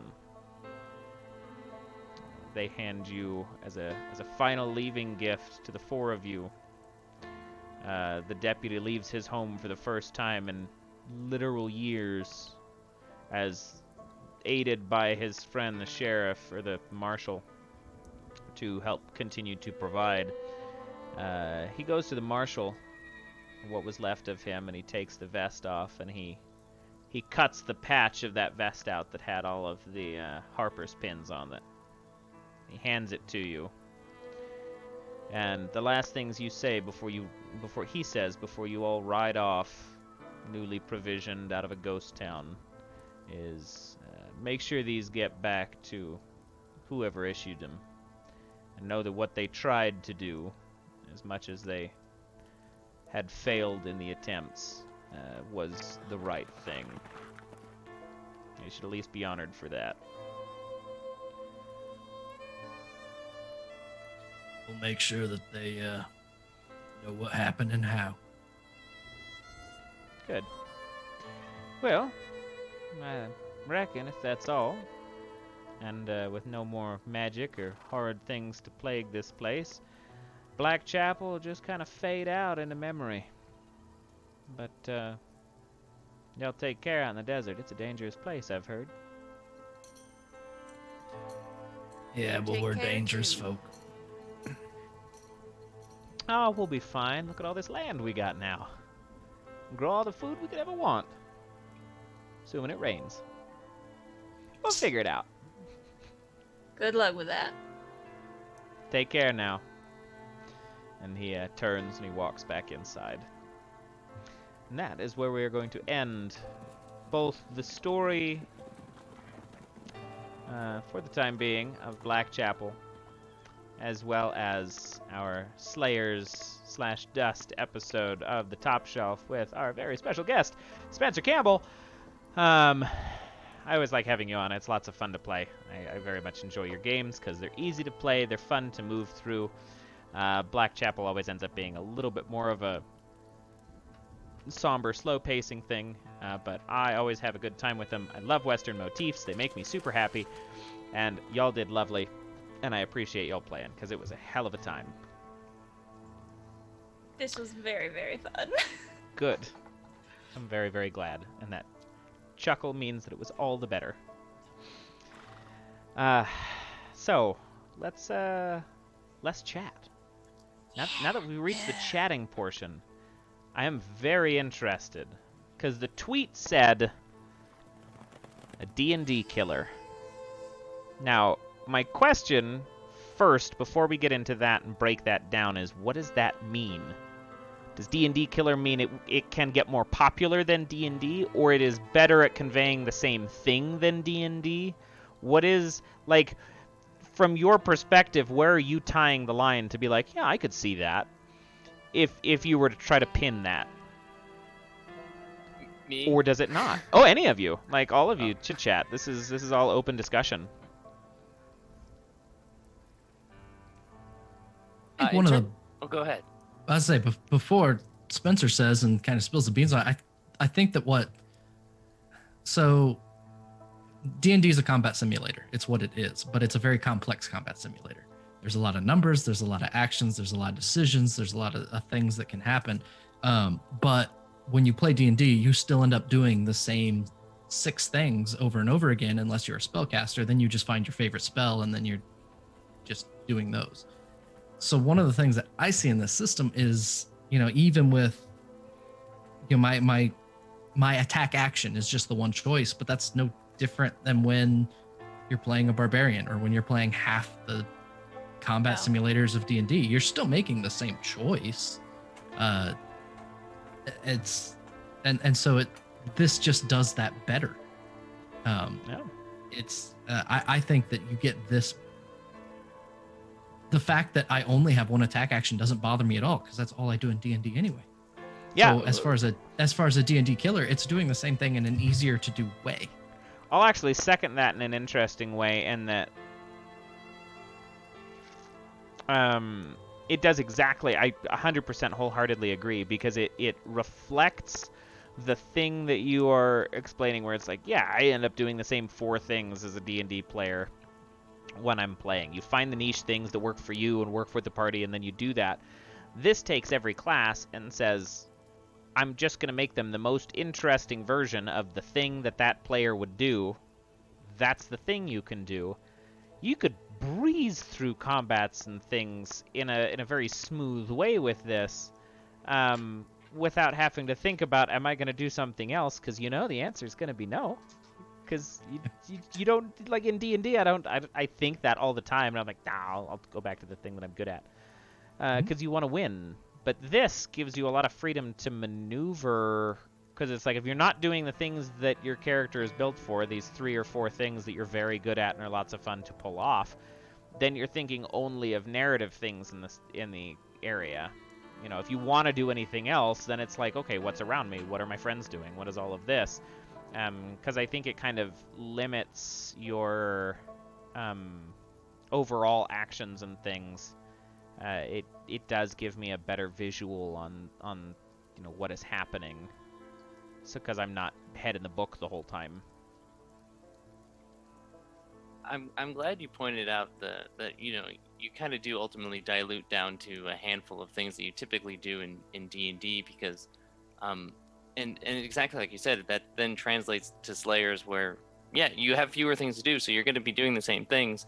And that's why I wanted to make it asymmetrical, so that if you were going to do something again and again, the way you were doing it compared to the rest of the people at the table was going to feel different. So that like when you did do that, you know, as opposed to if you got a fighter and a barbarian in a D&D group, they're both going to roll a d20 and add a modifier again and again and again. But if you know, if you have different fighter sort of people in Slayers, that you'll at least be engaging with the mechanics differently, which that's what I hoped to highlight, or what I hoped came through in playing it, is that the classes did feel different from one another.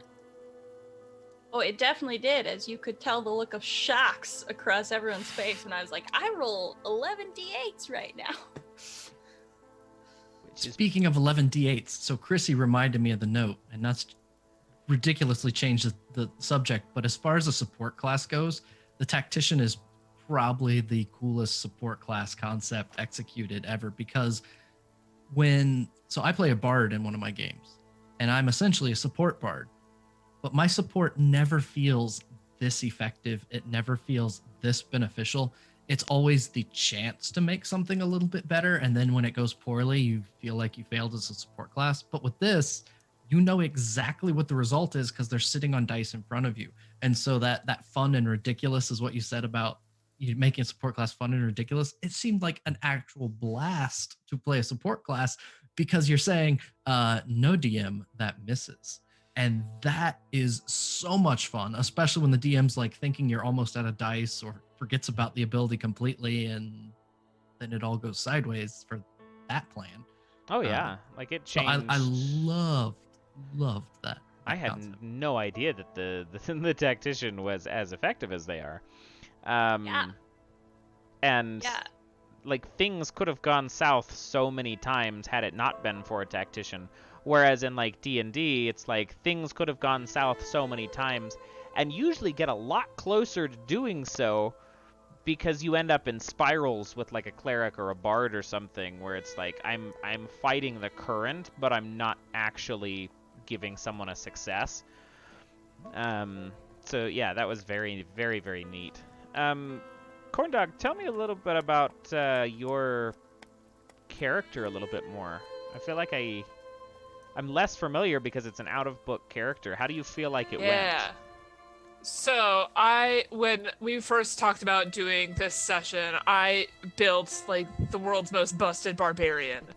And in my brain, I was like, I'm gonna still build something that is busted in my opinion. And by build, I mean just look up what doesn't fit here. And I was like, a Western.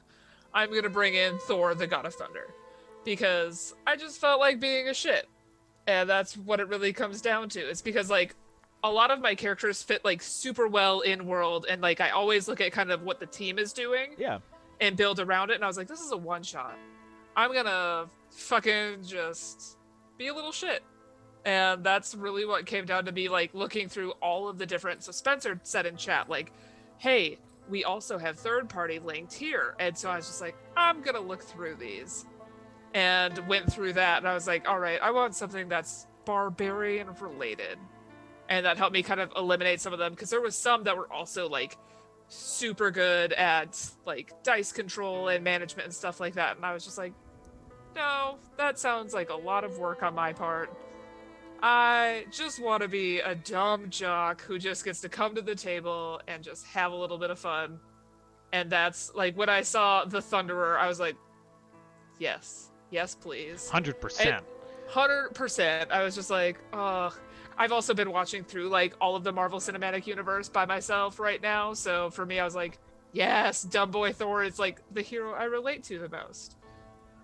So for me, I was like, I'm gonna choose something because I knew that I only knew really HP's character because I didn't know what Spencer and then what Nif were going to do. I was just like, I don't know what they're gonna do. They're gonna do something, and they kind of posted about it more recently. So I was like, okay, a gunslinger should totally hang out with Thor. We're gonna just have two people who focus on doing damage, and then everyone else can fill in around us, rather than being that person that like tries to fill in the void that I see oftentimes in parties. I was just like, nah, I don't care. HP's gonna be the gunslinger. I'm gonna be his buddy cop Thor, and we're just gonna do our best. Is really what it came down to when looking through chat. Because I definitely think like I'm more of like a reactionary player that reacts to like what my party is becoming. So it was nice to be able to kind of have my foot a little bit further in the door this time and be like, no, I'm making the choices. I'm gonna be dumb. This is gonna be great for me. It was definitely fun to see how like it compared essentially to the classes that were at the table, because I was like, oh damn, the technician is so useful. And then I watched the blade blender going off and I was like, what have I done? Because it was just so cool to see how the concepts from the book really played out too, with having this kind of like standalone piece that was just like, and I'm here too. Because it seemed like the other three like flowed pretty well together, and then it was just and I just kind of came in and it felt busted, and I was like, this is great. I had a wonderful time. Yeah, I think personally, with your class specifically, it felt like Jane would have been very, very good in very normal situations. Yeah, I think Jane would have been great in a Slayers universe where, like, each time you hit someone, you just fucking toasted them. But this was a little bit outside of that, and I enjoyed that too, because it was darker, slower moving, and stuff like that. It was just... Yeah, because even... Oh, sorry. Well, Spencer was talking about it before the call, of just, like, having someone who's just like, this is my single track, and a little bit more one-dimensional. Like, it flowed really well for me tonight, but I can understand why, like, she wasn't the most useful on the table, aside from cool sounds. The interesting thing about the Dust book, too, is that Slayers has got a pretty good combination of things. Dust almost feels like hard mode for Slayers. Like, everything has at least 7 hit points, like the normal enemies. You go from like 7 to 14 in normal enemies, and nothing can be hurt without spectral oil. That alone changes how you have to walk into Dust.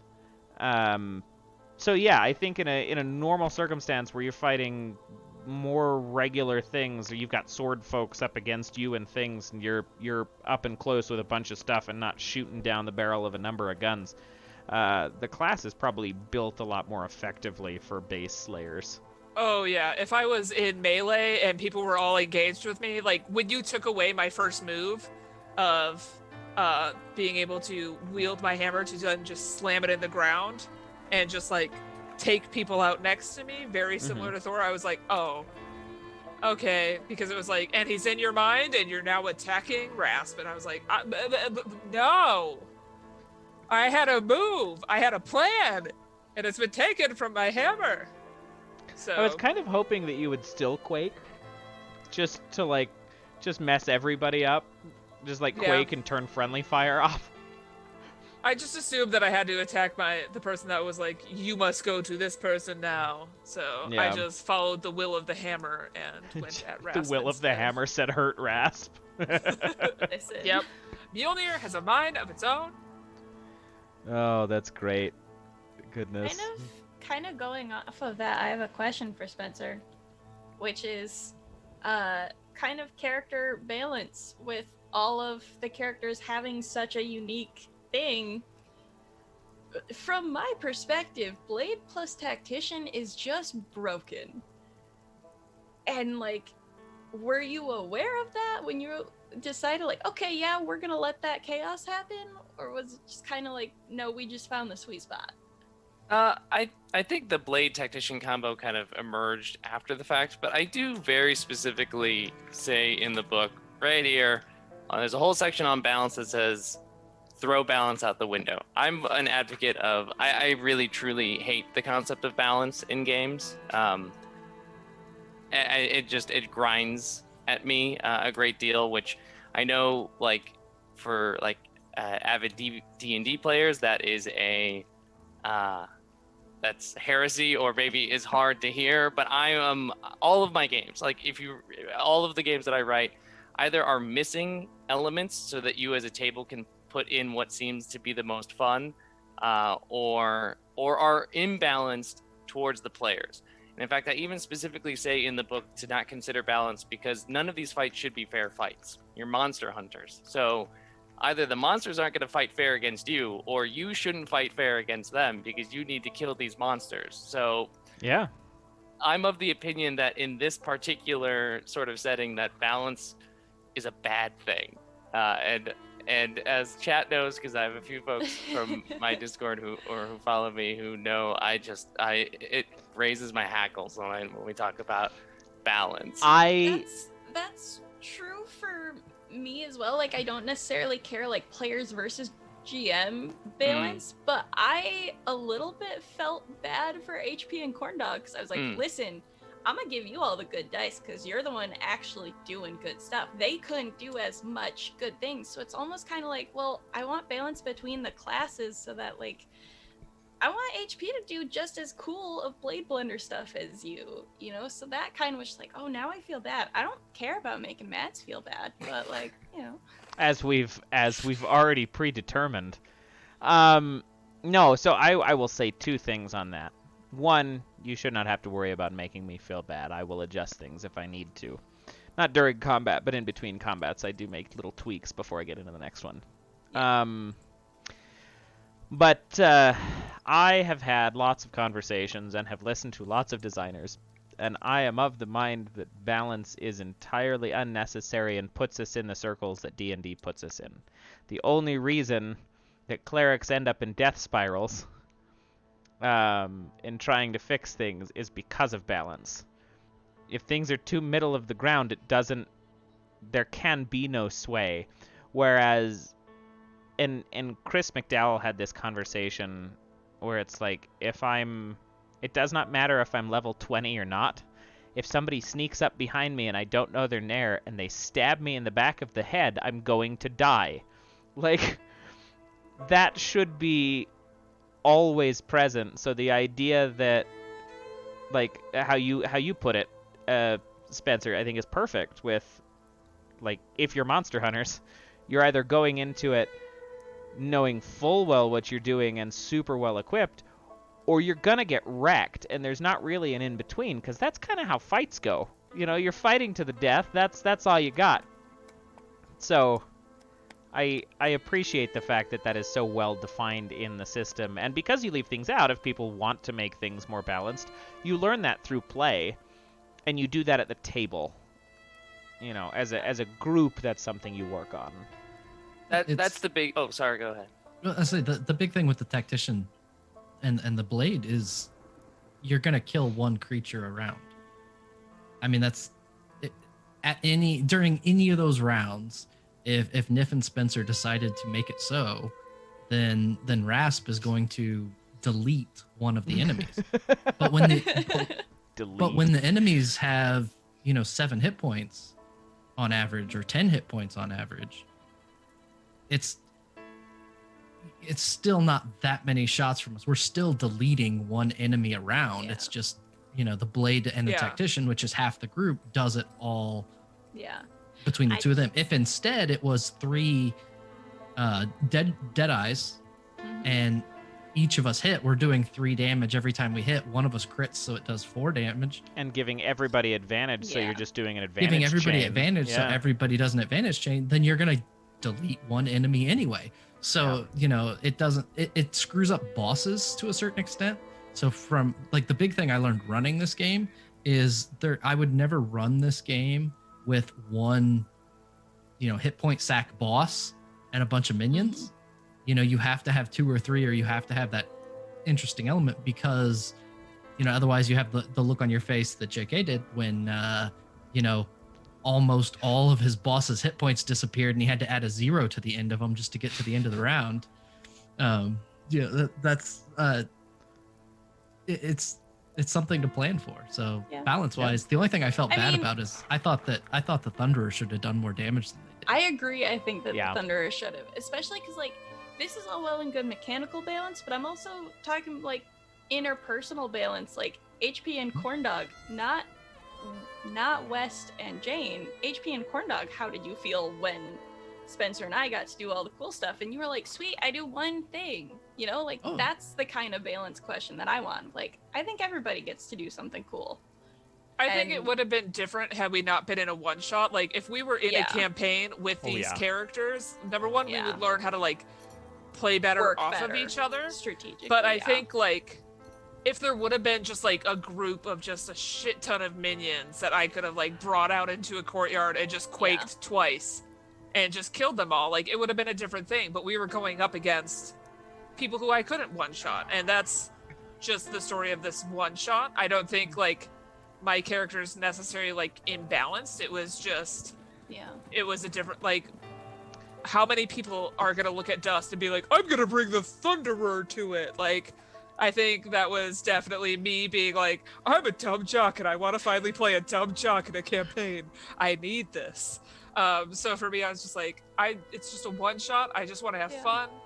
And it was just goofy. I think it would have been a different story had we been in a campaign and this person could have had like their opportunity to just take out minions. But that's their job. I think their job is crowd control and just soaking up hits, because I was fine still. Like, I still had a shit ton of hit points left at the end there. That's why I was like, I just want to distract the big bad evil guy, make him shoot me a bunch, which, like, we talk about, like, it not, like, me not doing as much or feeling like it was imbalanced. Like, I was able to just sit there and taunt the fucker for multiple rounds. Yeah, I stopped wasting my misses on you because I was like, they're probably and when JK was like, and they lose an action to redo their arm, I was like, hell yes. Like, let me just have a little bit more fun here and just keep this person distracted. Because I think that gave everyone a different opportunity. Just because, and like, people don't think about taking damage as something that like people would want to do. It's none of us want to get hurt, but I was like, this makes the most sense, because when I heard like someone had 7 HP total after rolling stuff, I was just like, oh no, let me come in here and help you. How many HP did you have? I had 17 to start. Or, well, no, 10 to start, and then I rolled a 4 and a 3. Damn. On nice. My, amazing. 2 dice. So I was like, I am the buffest of all of us. I am the thickest. I can take the most punches. I will just sit here and soak. And I would like to throw this out as a, I guess, a kind of a DM note to it. In all of the games that Spencer has made, that you have made, Spencer, since you're here and I can talk at you and not about you, I am substantially just... I love the fact that it is so easy to run combat. Because I like combat in D&D, but the fact that I can run combat and I don't have to think about it, and it doesn't take 4 hours, is so nice. Because the more I play games that are like this, and I think Slayers and Light specifically, I think, really just nails the hell out of it, and I love Light, but, like, both of these games, what it does is it lets me plan for story. Because with D&D, there are some episodes where I will plan for a combat encounter and know that we will have no time to get to anything else, because the one combat encounter, in order for it to be interesting, is going to take 5 hours. And it's like, that's not a bad thing, but from me, who likes the balance of both, like, I adore combat. I think it's so integral to so many role-playing games. But the roleplay side of it, and like, let's investigate and let's do these things and stuff, a lot of the times gets sidelined in sessions where you have to do combat because they take so long. Yeah. And you've managed to nail down making combat interesting and fast. And that's a hell of a thing. Well, McStabber just said in chat that's why they don't stream D&D, because combat takes too long. Yeah. So the premier example of streamed D&D is Critical Role. Everybody knows it. Mm-hmm. Even when I was watching it live every week, which I don't anymore, I would skip the combat episodes because they would do periodic episodes that were a big fight, and I would completely skip them. Even the best streaming group that's been on ever, I just couldn't stand watching the combat. So to be able to take combat, the only disappointing thing, kind of to play off what was said earlier, the only disappointing thing about the Deadeye is I never crit. I got a 1 one time, so my bullets went down, but I never got the 8 to do essentially double damage because of the thing that I took. So I offered you crits. You would have been doing 6. So I get 2 crit for the class, and then I took the advancement that is +3 instead of +2. And because of my eye, if I would have crit the Spectre, it dies in 1 turn at its next turn. Damn. So I mean, Why didn't you take my crits? well, I wanted to roll one. I wanted to. Okay. We wanted wanted the to- feel goods. I wanted to. Yeah. I wanted to see the dice come up as an 8, and it betrayed me. And the thing I I just realized, wanted you to have fun. the one time my dice went down to a 6, it increases the chance of getting the crit. Yeah.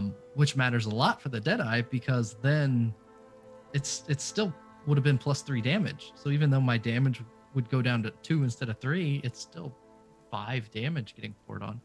So I don't know. Yeah. That was just kind of funny. That's intense. That's actually That's really I cool. Yeah, and yeah, I think that was it's the only also disappointing thing. I didn't get the crit. If only you did. I strongly agree about it being hard to watch combat, but I think part of it too is the choice paralysis that comes in with watching players just go through, especially when you have like casters at the table and stuff. It's one thing if you have like a table full of barbarians and they're like, I'm just gonna fucking go. It's another thing when you have casters, when you have support, when you have all those other different people who like need to think about the consequences Yeah. of their actions that barbarians just don't. But for me, it was like, you have like 3 options right now. You're gonna do this one. Everything else is like, as people have said, more streamlined. People made fun of me early in chat because they could see like my face thinking. Because it was like I was watching everyone else trying to think of like, oh, how do these actually work together? But like when you actually watch a combat encounter, that's my face for 80% of the time. It's just like I can barely watch what people are actually doing around me because I'm too busy thinking about like all the steps I have to take on my turn. And I think that is a big part of like what just slows down combat, is that we all get so caught up in what 100%. we've Yeah. chosen Absolutely. to do and like how we need to best support each other, that we can't get through it. Whereas this, it was like, and you go, and then a minute later someone else was going, and a minute later someone else was going. It just kept Literally, moving. I think the Yeah. slowest part of combat was me deciding who to issue orders to, because there was actually options, but everything else was like, oh, I go. Yep. When it's I great, just because turned Yeah, on my that was wubs, great. and Yeah, it was 'cause like that's what- me Turn on the 30 wubs. seconds each time I popped up. I was like, and I hit him with a hammer, and then I just got to sit back, and it just kept moving, which felt nice. and I would But, argue. Oh, sorry. Go ahead. I was just gonna say, but that also did kind of let us be more creative with our flavor text too, because like, Yes. listen, okay, I hit him with the hammer, but it's like, okay, but I uppercut, and it's like, okay, I'm gonna tell Wes to duck, and I just throw a rock at his knee so he falls. Like, just we got to think about, okay, what does that look like, instead of being like, okay, which ability do I use? It's, I'm going to paint the picture and make it a tumbleweed of just Rasp and Yeah. everyone. 100%. Like, I will 100% second that. That is one of my favorite things that exists in rules-lite games, is the fact that the more you play, and the more you realize that it is simpler as a whole, the more you can get the mechanics out of the way of your play style. the more you can then focus on what you're contributing to the story. It doesn't matter what portion of the story, whether that be combat or narrative or otherwise, you can just play the game and respond to things as they are necessary, and it's so nice. The other thing that I'll say, as far as just like simplicity here, the one thing that I was most worried about as a DM coming into this was the fact that every character played different. There was almost a little bit of stress on me that I'm like, I'm gonna have to trust everybody to do their thing. And it's not like I don't trust any of y'all, but like there was, I don't know things as a DM. That's spooky. It took me like 10 minutes to figure out what y'all did and how you synergized, because things were as slick as they are. And the fact that as a DM, I didn't need to know everything, and that was okay, because it was still simple enough that, like, it's not like people were ever just like pulling the rug out from under me, being like, I can also do these 5 things, because I've played D&D games like that, where it's like, oh, well, I have this feat, and like, let's just tackle like 14 new things, and it's like, I didn't know you had that. When did that come out? I gotta go research all this now, to figure out how to plan for stuff. But like this is very, very easy to wrap around and let people synergize, because it's not like there's too much going on. Like, I don't have 14 sheets of paper where I have to pay attention to the player's character sheets just to understand. Not out of lack of trust, but just to get how I need to manage things. I don't need that here, and that's really nice. Mm-hmm.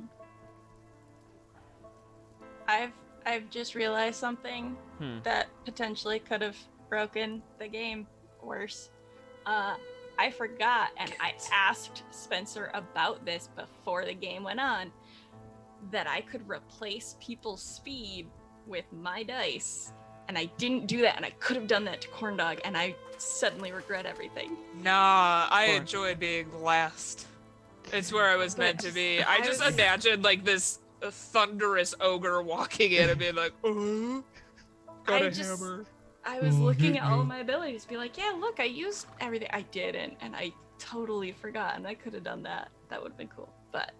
I mean, 2 natural ones was going to happen on any die that I rolled, yeah. so... But...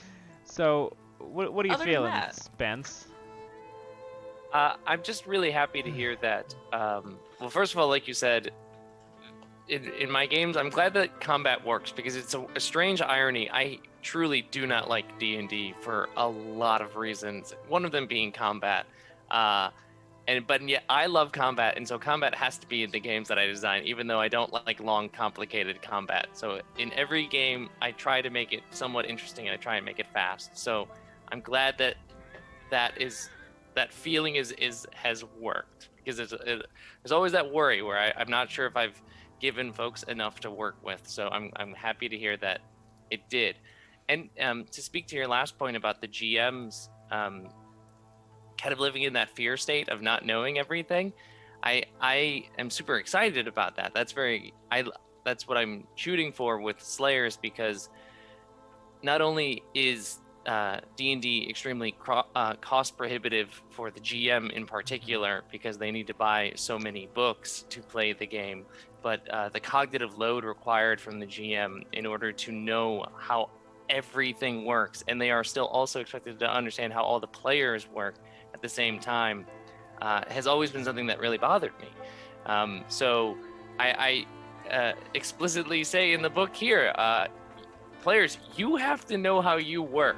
That's your job. That's your homework. And the GM will just know how their side of the game works. And I think that's fair. That's the one kind of balance I want, is a balance of knowledge requirement going into the game. So I'm glad that it didn't feel overly terrifying the whole time for you, that like after 10 minutes you're like, oh, I get it, I understand how these people work, and they're not going to trick me, they're not going to... Yeah, well, and I 100%, like, I appreciate that is a consideration, because you're right, like, I don't have to pay attention, because if at the end of the day, the DM's job is to also be playing the game and having a good time. There are some days where I run D&D, like I adore running games for I have a hard time playing D&D sometimes. I adore running games of D&D because it is so complex and my brain can connect with that kind of resource management as a DM. But there are some days where it is too much. Knowing and trying to remember everything and combating things when players want to argue it, or like there's a whole bunch of stuff and like arbitrated rules in the middle of like, it's a lot. This takes it out of that, and I could just enjoy playing the game with everybody else, and that is so nice because these games, and like again, I think as far as combat, I think Light just really hammered the nail on the head. Forgive the contextual pun. Yeah, like the fact that I don't have to think about it and I can enjoy playing combat as if I was like almost as if I was a player playing the monsters, as opposed to me running chess pieces and then like trying to combat the players, is really nice, because the monsters being as simple as they are compared to the players being as simple as they are means that it's just a give and take, and that is a good kind of balance. I agree.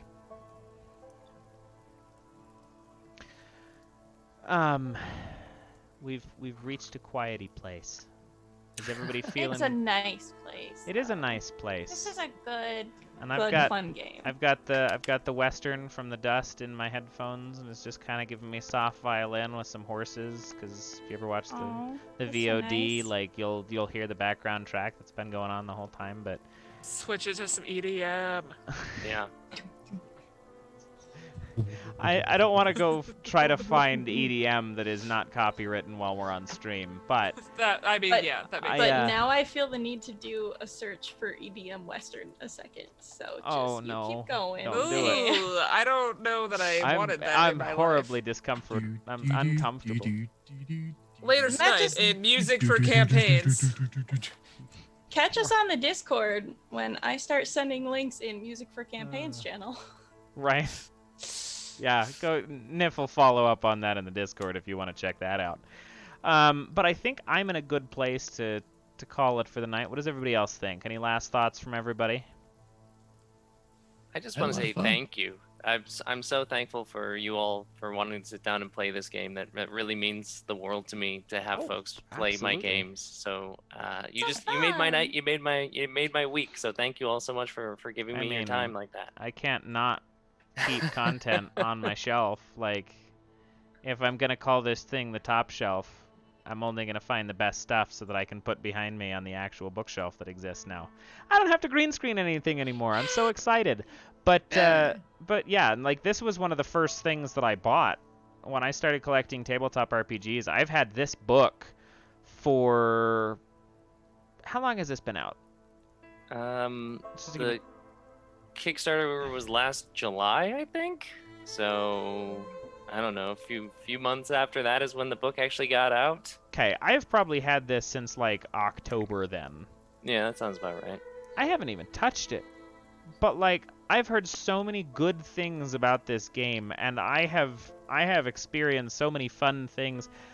Like before I even got you on to stream Light, I had played or had already owned probably 4 of your games without even realizing it, because I'm just like, I hear good things about a game and I buy them. Because eventually I'll get to them, or eventually somebody will want to try them, and then I'll open them up. And that was the way with Slayers. So I'm really, really glad that I'm in a place with my tabletop RPG career that like I could have you on to play that with me, and I'm glad that you enjoyed, being a part of it, because you're doing a really cool thing for just kind of all of this as a whole. You and the rest of the indie community is opening up a whole new way of storytelling. That's maybe not new, but it's something that people should be exploring that they're not. That we're opening up that kind of eyes to see, which is really good. But Yeah, I'm really excited to be able to play Score with some of my coworkers. I love heists. Anything. I will watch every heist movie ever. It could be shitty, like the worst type of heist movie ever, and you're just like, excellent. And I think it started because I became like addicted to the Ocean's movies as a very young child who should not have been watching the Ocean's movies. But for me, like, I was just talking with some of my coworkers. I was like, you guys, because we played Slayers together before we were all sent away from never sitting with one another, and so that felt really fun, just kind of being there. And there's something about being with an RPG from like its conception and seeing like beta work come together and stuff like that, but like being able to sit there and just watch something so exciting that actually fuels something that you enjoy. Like when I heard about Score, I was like, hell yes. Give me heist, give me criminals. I don't know what it is. I love crime. Yes, and there's some people who are just like, I like murder podcasts, and I'm like, no. I don't want that in my life. I want heists. I want heists. Are the best. I want people who can Always. just get away and be sneaky. I think that's because I am inherently large, loud, and just kind of clumsy, so I could never pull something like that off. So I'm just fascinated by people who can, and I'm just like, yes. So I actually have some coworkers and I who are going to sit around and actually play this. We were supposed to play it this month, but I am in a state of chaos right now. Yeah. So I also highly recommend. I've been just like holding it up so that people can see it in all of its glory if you have not seen it. It's super good. It's also a class-based, very unique class-based heist thing. I have read the hell out of this one. I want to play it one day. It's real good. Check out this one if you like normal, like modern-day heist things. You're gonna play some Payday on Tabletop. It's delightful. Just add me to the player spot 1 if that ever comes up in Call to Arms. Just like put like corn dog and then other people can fill in below. That would be great. I do respect the rule of dibs, so I'll put you up there. If I play Score, I'll drop you down. But I think that does about round out our night. Thanks again, Spencer. We're gonna go around the table. We'll get some outros. Everything you guys are doing, whatever have you that you would like to plug your pluggables. We'll start with West up in the other. There we go. Up in that corner there. Come on, I'm getting better at this. There we go. Right there. Start with West, and then we'll go around. I am the Last Hit Point Hero, and tonight I was playing West and his magical eye and his cow skull gun. And you can catch me DMing. Don't tell Spencer. 2 different D&D games next week, Wednesday and Friday. Fantastic games with amazing players, fabulous players, the best of players. So I will be right here on TPK Roleplay next Wednesday and Friday. And that's me. And hi, it's me. I'm Niffer. I'm one of those fabulous players in both of HP's games. We are doing Modules Week here at TPK with all of the unfortunately officially published D&D modules of there. So you've got Curse of Strahd and Nice. Tyranny of Dragons and Rime of the Frost Maiden with me in them. Also, Tuesday, not me, but Tomb of Annihilation streams, pretty good. And another Strahd on Saturday. Also, on Monday, we're bringing back our Aliens RPG. I still haven't watched Aliens. I've had since January, but Don't watch it. Just go in blind. That's what I went in today. People were like, make sure you watch Black Chapel episode. Yeah, I was like, no. You don't have to watch. You don't have to watch the Black Chapel episode. It was bad and there was lag, and it was my first thing that I ever ran for TPK. But if you want to see how far things have come, watch the Black Chapel episode. You've come a very long way. There is quite the shift. Starting chat was just evil written over and over and over again. I was like, what did I do? Thanks. Yeah, it's good, but you should watch Aliens. Not necessarily. You don't have to do it before the game, because you don't have to do it before the game. But you should watch Aliens because it's a good movie and I enjoy it. Okay. Right now, though, I'm just kind of going around and apparently tanking everything with just a knife. Everyone else has like big guns and they can't hit, and I'm like, okay, I'm just stabbing things. So I think that my inexperience wins, honestly. I don't know. But yeah, that's on Mondays. That's all I got. Yeah, I'm playing Kale, chat. It's Kale, your buddy Kale.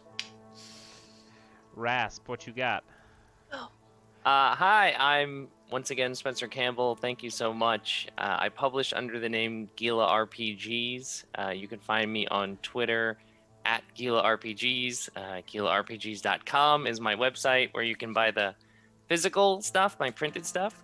If you do buy dust, by the way, you get this really badass newspaper print of the town. What? Very cool. Where did that And- show up? And this hex map on the other side. So What? that's a thing we're awesome. doing now. What? So Wait. Ooh, I'm What? gonna buy the package deal I if you will- could I just will- send me one of everything. we'll talk afterwards. I'm happy to send maps to folks. Okay, I'm like, absolutely. I will buy one I love separately, but maps. like, I didn't. Yeah, it's Damn. pretty neat. Maps. That's Mike did a good job fantastic. with this. So yeah, and then GilaRPGs.itch.io is where you can find all my like PDFs and digital versions of things. So any of this stuff, easiest to get over there. Otherwise, I make lots of games about crime. Actually, I do make a lot of crime games. Yeah. Games about birds and Crime, birds crime, that do crime, crime. Crime. And So Faye that do crime. I do. There's a Fae crime game. There's a bird crime game. need- There's I a need Fae heist crime. game. I need fake crime so bad. It's pretty good. So yeah, and I think I've got some projects that I'm working on right now. You can find out more about them if you just follow me on Twitter. I'm always shouting about the stuff that I'm making. So thank you again so much. This was an absolute blast. Thank Absolutely. you. Gamers! Oh, those gamers! They're after me. They're always after me. I am at war with the Goodness. gamers. Jane, see us out. What you got? It's me. I'm Jane. I'm Corndog McGraw. I got to play the Thunderer by Bear Wizard for the Slayers universe. Check out Slayers RPG and all of their third-party content on everything that Spencer literally just said. You can find me here Wednesdays and Thursdays because I participate in Module Week. In HP's busted version of Strahd. I would like to say that our Strahd versions for both of our Strahd shows on channel are busted versions of Strahd because the original content was and it could be so much more fun to just break things. Break HP, I would everything. like to mention as one of my DMs, I want to break things. I don't want balance anymore. I want broken. If you could just give me things now. You heard him. You gotta Yep. break the balance Break of it. Curse of Break Strahd. it. Let's Break do the that. balance Please. in my favor, please. Yeah. You've already Specifically- Nah, tormented no, enough. no. You didn't Just me. specify. I It just gets to did. swing both ways. Specifically, I would like Strahd's face broken. Can we just say that? You pulled your own deity into your gut for 3 days. You had plenty of chance to break stuff.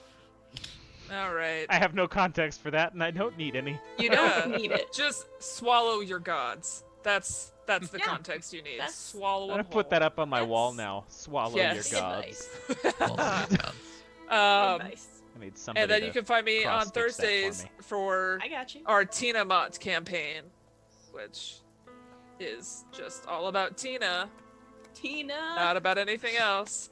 And yeah, I'm also here for just random shit at random times. I am going to be in a one-shot on May 2nd, bringing in some of our UK friends into the Ooh. world of RPGs, so that way they can kind of experience life on this side of the pond with our RPGs and how we play games in the TPK house. I will be once again playing a dumb jock, but this time I will be another busted character that is a fairy barbarian, Delightful. and I am very excited to need see it. how that turns out. So May 2nd, May 5th. Oh God, Cole's not in chat. I don't know anymore. Oh, It'll God. show up at some point. Check the calendar. Some point, early May. Oh, Check the yeah. calendar. Where's schedule? We can add that. Yeah, we Working can on it. do that ourselves. Thank I was you. gonna say. Aha! Perfect. Thanks. Um, That's me. perfect. Very good. So, thank you all once again, It's me and too. always. I like to throw. I like all of you. I'm glad that we got a hat trick of Spencer stuff on stream because they've all been great. I am Mads, your host. You can find me at JK Madigan on Twitter, primarily, is where I do all of my TTRPG stuff. You can also find me on TikTok. I do occasionally post there, but also you can just send me funny memes because I like doing that. Or you can find me in the Discord if you want to chat or have any conversations about tabletops. I have a terrible obsession, and my bookshelf is ever growing. Upcoming, I have a week off, which is nice. And then we get into May 1st is going to be a first for the top shelf, because the one thing we have not discussed so far are campaigns in Indie Tabletop Rules. So we are going to be doing a 3-part episode playing The Company, which is a corporate survival horror, and we are going to hard flavor it into the Resident Evil canon, because it is one of my favorite universes to play with. So we're going to do a 3-part mini-series Resident Evil The Company crossover, which is going to be fantastic and topical because Resident Evil 8's coming out. They're doing a series on Netflix now, which I'm so excited for. And then after that, on May 15th, we are playing Necropunk, which is coming up on Kickstarter here shortly, which is going to be very, very exciting. We're doing a Kickstarter promo kind of episode there, which will be cool. May 29th is going to be probably as far out as I'll announce, but May 29th could be one of 2 things, so I will keep you posted next episode. I'm excited if it turns the way that I think it's going to, which will be lots of fun. Another up-and-coming game, which looks super, super good. In between all of this, I do interviews with designers, which I have a couple of that are going to show up here this next week. I've just recently talked to the Iron and Lies developer Bats. I also talked to the Overarms designer from Rookie Jet Studios, which is lots of fun. Both of those are great interviews. The ones with Bats got far more philosophical than I was anticipating, so you got to go watch that one. It's so good. But yeah, we do cool stuff here. The Top Shelf is here to show you that there are more games out there than just D&D, and if you can't find a game that jives with you, chances are I have one on my shelf. So stick around and we will find it. Thanks so much for hanging out, and you guys take care. Have a good night. We'll see you next time. Bye-bye.